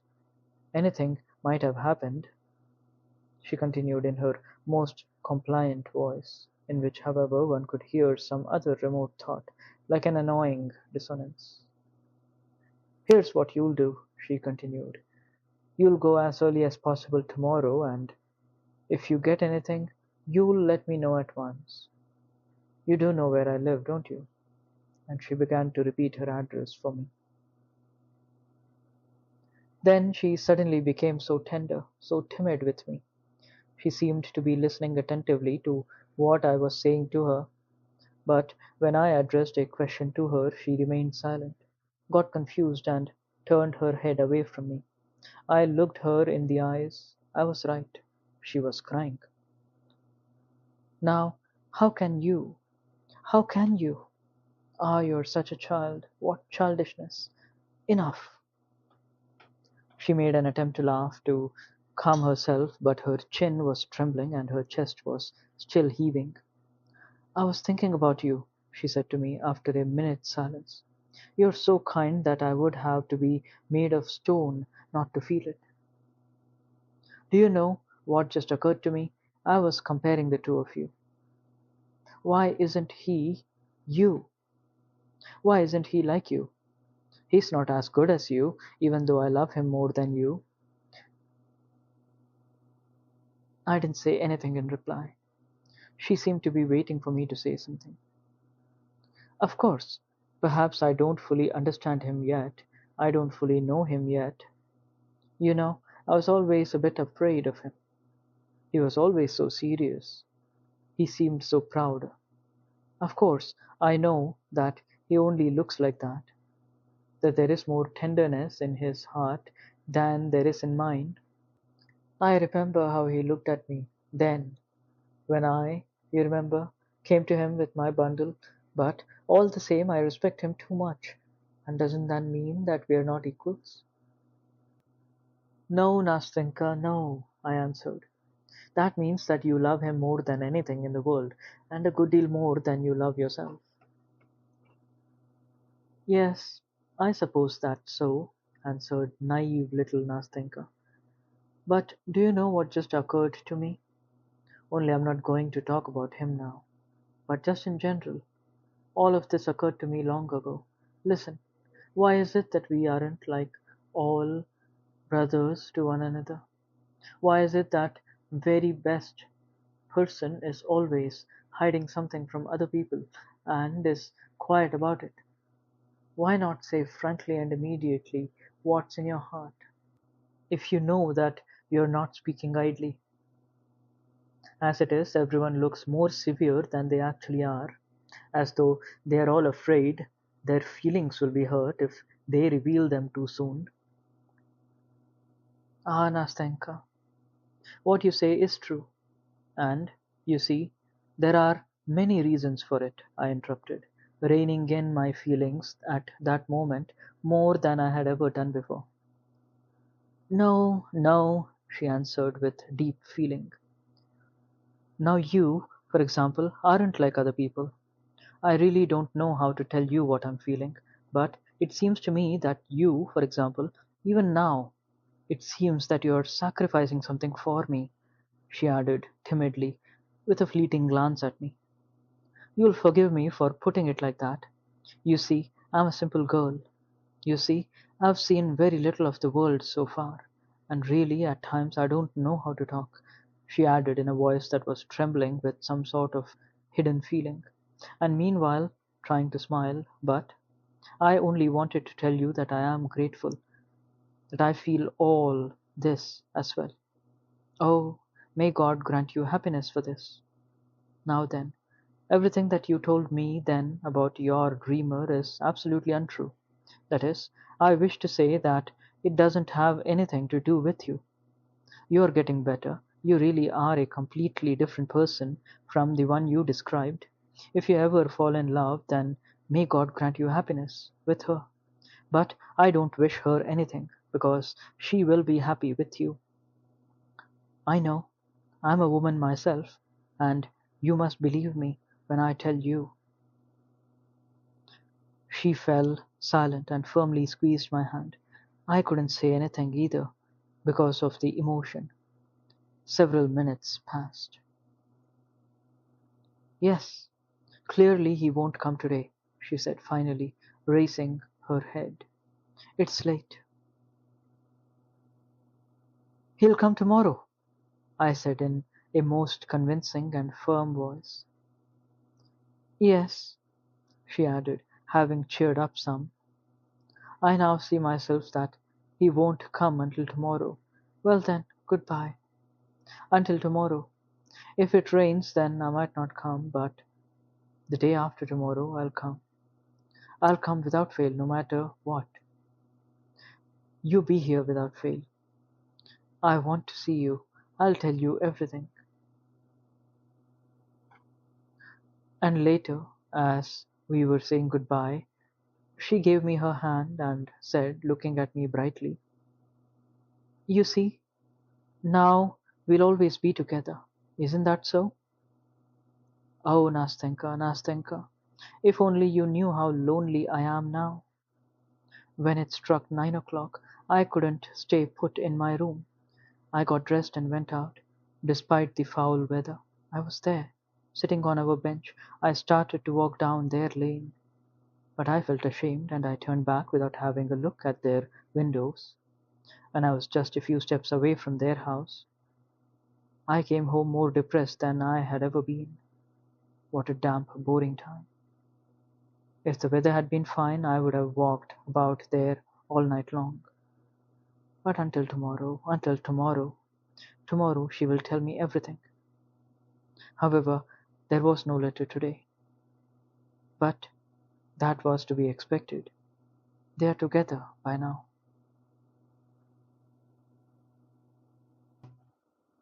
The fourth night. My God, how it has all come to an end. What an ending to all of this. I arrived at 9 o'clock. She was already there. I caught sight of her when I was still quite a distance away. She was standing like she had been then, that first time, with her elbows leaning on the railing of the embankment, and didn't hear me approach. Nastenka, I called out to her, making a tremendous effort to suppress my agitation. She quickly turned around towards me. Well, she said. Well, quickly now. I looked at her in bewilderment. Well, where's the letter? Did you bring the letter? She repeated, clutching the railing with her hand. No, I don't have a letter, I said finally. Has he really not come to you yet? She turned terribly pale and for a long time looked at me without moving. I had shattered her last hope. Well, good luck to him, she uttered finally in a breaking voice. Good luck to him, if he's going to leave me like that. She lowered her eyes, then wanted to look at me, but she couldn't. For several more minutes she kept her agitation in check, but suddenly she turned away, leaned her elbows on the balustrade of the embankment, and burst into tears. Enough, enough, I began. But as I looked at her, I didn't have the strength to continue. And what could I have said? Don't try to comfort me, she said, weeping. Don't talk about him. Don't say that he will come, that he wouldn't abandon me so cruelly, so inhumanely as he has done. What for? What for? Can it really be that there was something in my letter, in that wretched letter? Here her voice was broken by sobs. My heart was breaking as I looked at her. Oh, how cruelly inhuman it is, she began again. And not a line, not a line. He could at least have answered that he didn't need me, that he was rejecting me, but not a single line in 3 whole days. How easy it is for him to wound, to insult a poor defenseless girl, whose only fault is that she loves him. Oh, what I have endured these 3 days! My God, my God! When I recall that I went to him the first time myself, that I humbled myself before him, wept, that I begged him for just the tiniest smidgen of love, and after that, listen, she began, as she turned to me and her black eyes began to flash. This cannot be. It simply cannot be like this. It's unnatural. Either you or I have been deceived. Maybe he didn't get the letter. Perhaps he still doesn't know anything. How is it possible? Judge for yourself. How is it possible to behave so barbarously and so coarsely as he has towards me, not a single word. But the lowliest man on earth is treated with more compassion. Perhaps he heard something, perhaps somebody said something about me, she cried out, turning to me with a question. What? What do you think? Listen, Nastenka. Tomorrow I'll go and see him in your name. Yes? I'll ask him about everything. I'll tell him everything. Yes, yes. You write a letter. Don't say no, Nastenka. Don't say no. I'll make him respect your action. He'll learn everything. And if... No, my friend, no, she interrupted. Enough. Not another word. Not another word from me. Not a line. Enough. I don't know him.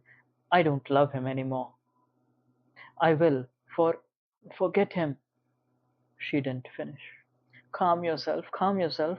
Sit here, Nastenka, I said, as I seated her on the bench. But I am calm. Enough. It's nothing, just tears, they'll dry. Do you think that I'll do away with myself, that I'll drown myself? My heart was full. I wanted to say something, but couldn't. Listen, she continued, taking me by the hand. Tell me, would you have acted like this? Would you have abandoned a girl who came to you on her own? Would you have thrown in her face a shameless jeer at her weak, foolish heart? Would you have looked after her? Would you have understood that she was all alone, that she didn't know how to take care of herself, that she didn't know how to protect herself from loving you, that it wasn't her fault, that finally it wasn't her fault, that she had done nothing? Oh my God, my God. Nastenka, I cried out finally, unable to control my agitation. Nastenka, you are tearing me apart. You are breaking my heart. You are killing me, Nastenka. I cannot be silent. I must finally speak and tell you what has been welling up here in my heart. As I said this, I got up from the bench. She took me by the hand and looked at me in surprise. What is it? She uttered finally. Listen, I said resolutely. Listen to me, Nastenka. What I am about to say is all nonsense, all impossible, all silly. I know that it can never happen, but I cannot remain silent. In the name of all that you are suffering now, I beg of you beforehand to forgive me. Well, what? What is it? She said, having stopped crying and looking at me intently, while a strange curiosity shone in her astonished eyes. What is it? It's impossible, but I love you, Nastenka. That's what it is. Well, now everything has been said, I said with a wave of my hand. Now you will see whether you can talk with me as you were just talking, whether finally you can listen to what I'm going to say. Well, what of it? What of it? Nastenka interrupted. What of it? Well, I knew long ago that you loved me. Only it always seemed to me that you loved me simply, in a different way. Oh my God, my God. In the beginning it was simple, Nastenka, but now I'm in exactly the same position as you were when you went to him with your bundle. Worse than you, Nastenka, because he didn't love someone then, but you do. What is it you are saying to me? I truly don't understand you at all. But listen here. Whatever that is, not why, but what reason do you have for so suddenly? My God, I'm talking nonsense. But you... And Nastenka became thoroughly confused. Her cheeks were flushed. She lowered her eyes. What's to be done, Nastenka? What am I to do? I am to blame. I abused your... But no, no, I'm not to blame, Nastenka. I know it. I feel it because my heart tells me that I'm right. Because I cannot hurt you. I cannot defend you. I was your friend. Well, and that is what I am now. I have betrayed nothing. You see, now it's me whose tears are streaming down, Nastenka. Let them stream, let them stream. They won't bother anybody. They will dry, Nastenka.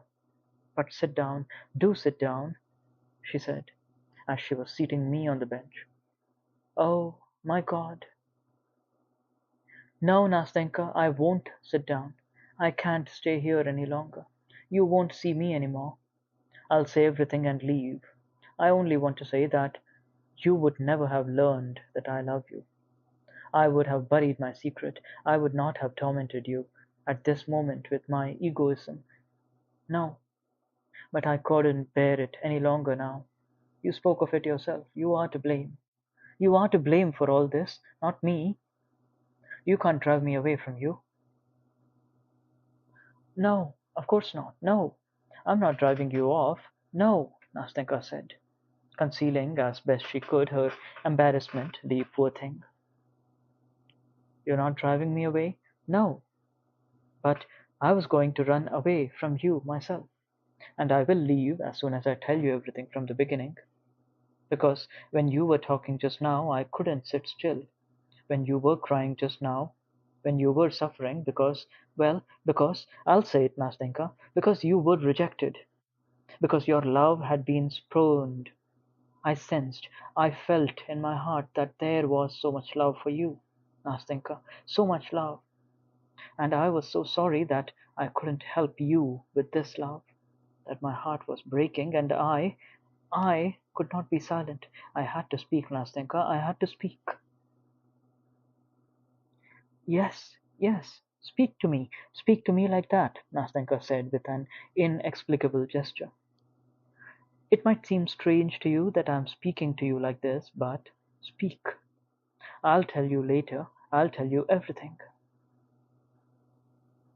You feel sorry for me, Nastenka. You simply feel sorry for me, my little friend.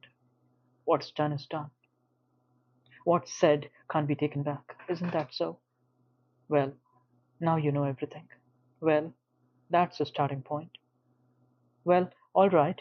Everything's fine now. Only listen. When you were sitting and crying, I was thinking to myself, oh, let me tell you what I was thinking. I was thinking that, well, of course, this could never be, Nastenka.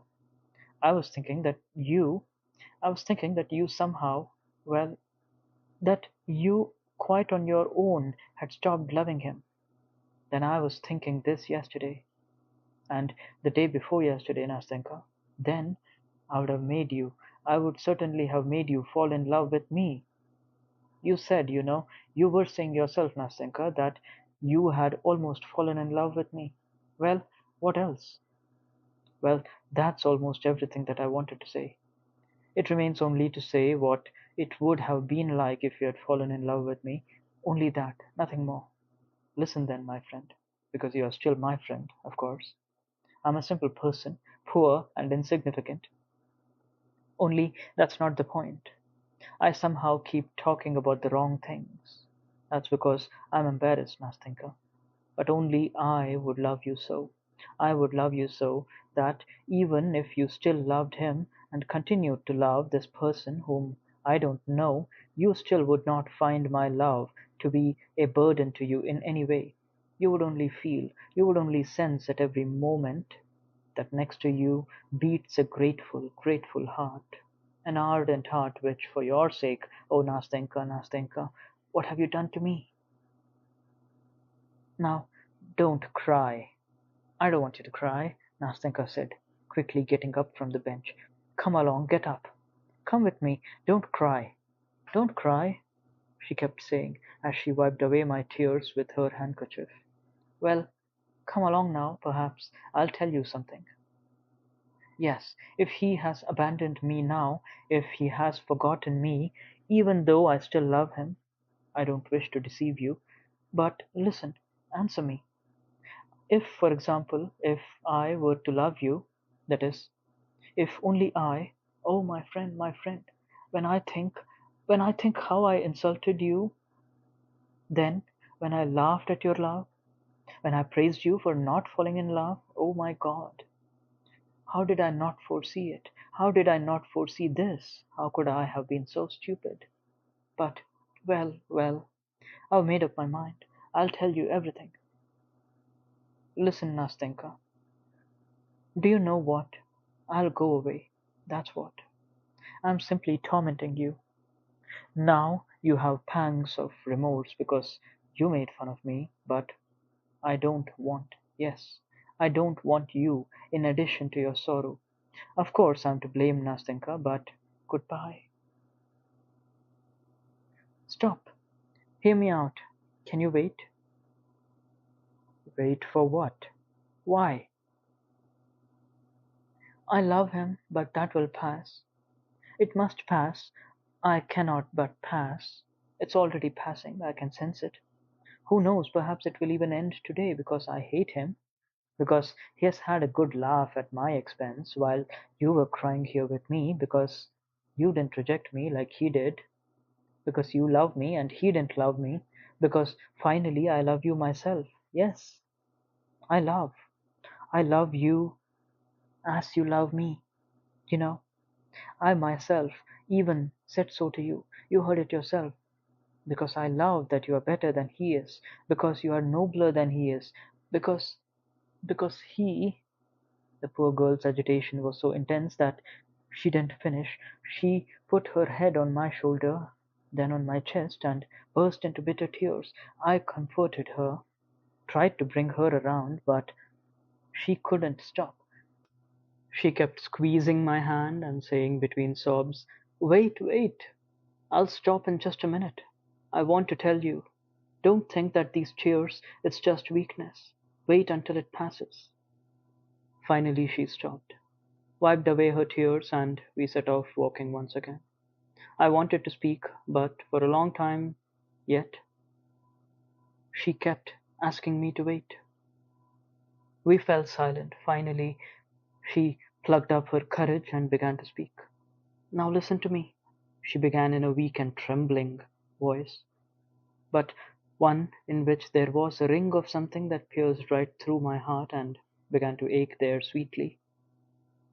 "Don't think that I am so fickle and flighty. Don't think that I can so easily and quickly forget and be untrue. I loved him for a whole year, and I swear to God that never, never was I unfaithful to him, even in thought. He disdained this. He had a good laugh at my expense. Good luck to him. But he wounded me and insulted my heart. I do not love him, because I can love only that which is magnanimous, which understands me, which is noble, because I am like that myself, and he is not worthy of me. Well, good luck to him. It's better that he disappoint me now than for me to learn what he's like later on. Well, of course, but who knows, my dear friend," she continued, squeezing my hand. "Who knows, perhaps all my love amounted to nothing more than my feelings and imagination, just my imagination. Perhaps it began as a prank or foolishness, all because I was under grandmother's watch. Perhaps I ought to love someone else, another, and not him. Not a man like him, but someone who would take pity on me and, well, let's leave it at that. Let's leave it at that." Nastenka broke off, choked with emotion. "I only wanted to say to you, I wanted to say that if, despite the fact that I love him, no, loved him, if despite that you will still say, if you feel that your love is so great that it may in the end drive out from my heart the former, if you wish to take pity on me, if you don't wish to leave me alone to my fate, without consolation, without hope, if you wish to love me always as you love me now, then I swear that gratitude, that my love will in the end be worthy of your love. Will you take my hand now?" "Nastenka," I cried out, choking with sobs. "Nastenka, oh Nastenka." "Well, enough, enough." "Well, now that's certainly enough," she said, hardly able to control herself. Well, now everything has been said. Isn't that right? Isn't that so? Well, and you're happy, and I'm happy. Not another word more about this. Wait, spare me. Talk about something else, for God's sake. Yes, Nastenka, yes. Enough about that. Now I am happy. I, well, Nastenka, well, let's talk about something else. Quickly. Yes, quickly. Let's talk about something else. Yes, I'm ready. And we didn't know what to say. We laughed, we cried, we said thousands of words without rhyme or reason. We first walked along the sidewalk, then suddenly we turned back and crossed the street. Then we stopped and began to cross over to the embankment. We were like children. I live alone now, Nastenka, I said. But tomorrow? Well, of course, I'm poor. You know, Nastenka. I only have 1200 rubles, but that doesn't matter. Of course not. And grandmother has her pension, so she won't be a burden to us. We must take grandmother. Of course we must take grandmother, only there's Matryona. Oh, and we have Fyokla as well. Matryona is a good woman, only she has one fault. She doesn't have any imagination, Nastenka. Absolutely no imagination whatsoever, but that doesn't matter. It doesn't make any difference. They can both live together. Only you must move to our house tomorrow. What did you say? To your house? Fine, I'm ready. Yes, you'll rent from us. We have an attic upstairs. It's empty. There was a lodger, an old woman, a noble woman. She has moved out. And grandmother, I know, wants to rent it to a young man. I said, why exactly a young man? And she says, just because I'm old now. But just don't you start thinking, Nastinka, that I want to marry you off to him. So I guess that it was for that very reason. Oh, Nastinka. And we both laughed. Well, enough of that, enough. But where is it that you live? I've forgotten. Over there, by Skybridge, in Baranio building. Is it that big house? Yes, the big house. Oh, I know it. It's a good house. Only you must leave it, you know, and move in with us as soon as possible. Tomorrow then, Nastenka. Tomorrow. I owe a bit for my apartment, but that doesn't matter. I'll receive my salary soon. And you know, perhaps I can give lessons. I'll learn something myself and then I'll give lessons. Well, now that's wonderful. And I'll get my bonus soon, Nastenka. So then, tomorrow you'll be my lodger. Yes, and we'll go see the Barber of Sevilla because they are going to put it on again soon. Yes, let's go, Nastenka said, smiling. No, it would be better to see something else and not the barber. Well, fine, something else, of course. That would be better. What was I thinking? As we said this, we were both walking in some kind of stupor, in a haze, as if we didn't know ourselves what was happening to us. One moment we would stop and talk for a long time without moving. Then we would start walking again, and God only knows where we ended up. And then laughter again. And then tears. Then Nastenka would suddenly want to go home. And I didn't dare keep her and wanted to see her home. We would set off, and a quarter of an hour later we would find ourselves on the embankment by our bench. Then she would sigh, and once again her eyes would well up with tears. I would turn timid and then feel a chill, but she would immediately squeeze my hand and drag me off to walk, to chatter, to talk. It's time now. It's time for me to go home. I think it must be quite late, Nastenka said at last. We have been behaving like children long enough. Yes, Nastenka. Only I won't fall asleep now. I won't go home. I don't think I'll sleep either. Just see me home. Absolutely. Only this time, we absolutely must walk all the way to the apartment. Absolutely, absolutely. Word of honor? Because you see, I must return home at some point. Word of honor, I answered, laughing. Well, let's go. Let's go. Look at the sky, Nastenka. Look. Tomorrow will be a wonderful day. What a blue sky. What a moon. Look. See how that yellow cloud is beginning to hide it from view. Look, look. No, it's passed by. Look now, look. But Nastenka wasn't looking at the cloud. She stood speechless, rooted to the ground. A minute later she began, somewhat timidly, clinging to me tightly. Her hand began to tremble in my hand. I glanced at her. She pressed against me more tightly still. At that moment, a young man walked past us. He suddenly stopped, looked at us intently, and then took several steps. My heart began to quiver. Nastenka, I said in a hushed voice. Who is that, Nastenka? It's him, she answered in a whisper, clinging to me even more tightly and more timidly. I could barely keep standing on my own 2 feet. Nastenka, Nastenka, it's you. We heard a voice behind us, and at that moment the young man took several steps towards us. My God, what a cry! How she shuddered! How she tore herself from my arms and flew to meet him!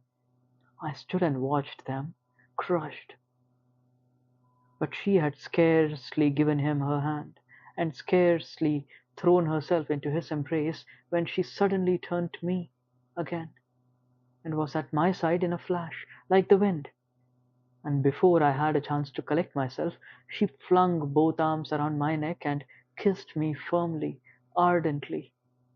Then, without saying a word to me, she rushed to him again, took him by the hand, and led him away. I stood for a long time and watched them walk away. Finally, both of them vanished from sight. Morning. My nights ended with the morning. It was a dreadful day. The rain beat down on my windows cheerlessly. It was dark in the room, it was overcast outside. My head ached and was spinning.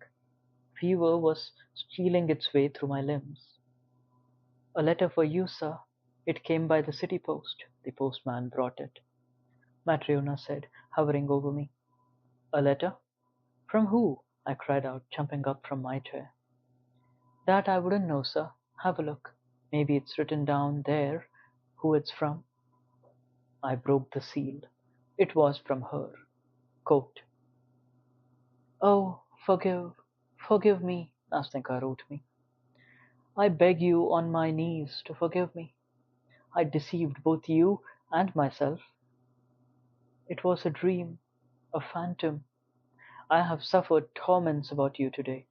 Forgive me, forgive me. Don't blame me because I haven't changed in the least towards you. I said that I would love you, and I love you now. I more than love you. Oh my God, if only I could love you both at the same time. Oh, if only you were he. Oh, if only he were you, flashed through my mind. I remembered your words, Nastenka. God knows what I would do for you now. I know that you're miserable and sad. I have hurt you. But you know, when one loves, an injury is soon forgotten. And you love me. Thank you. Yes, thank you for that love. Because it is stamped on my memory like a sweet dream that you remember long after waking up. Because I will forever remember that moment when you opened up your heart to me like a brother, and so generously accepted the gift of my shattered heart to protect, cherish, and heal it. If you forgive me, then the memory of you will be exalted in me by a feeling of eternal gratitude to you that will never quit my heart. I will keep that memory alive. I will be true to it. I will not betray it. I will not betray my heart. It is too constant. It returned so quickly yesterday to him to whom it had always belonged. We will meet. You will visit us. You will not abandon us. You will always be a friend, my brother. And when you see me, you will give me your hand, won't you? You will give it to me. You have forgiven me. Isn't that so? Do you love me as you did before? Oh, love me. Don't leave me because I love you so at this moment. Because I am worthy of your love. Because I will deserve it. My dear friend, next week I am to be married to him. He returned in love with me. He never forgot me. You won't be angry that I have written about him, but I want to come and see you with him. You will love him, won't you? Forgive me. Remember and love your Nastenka.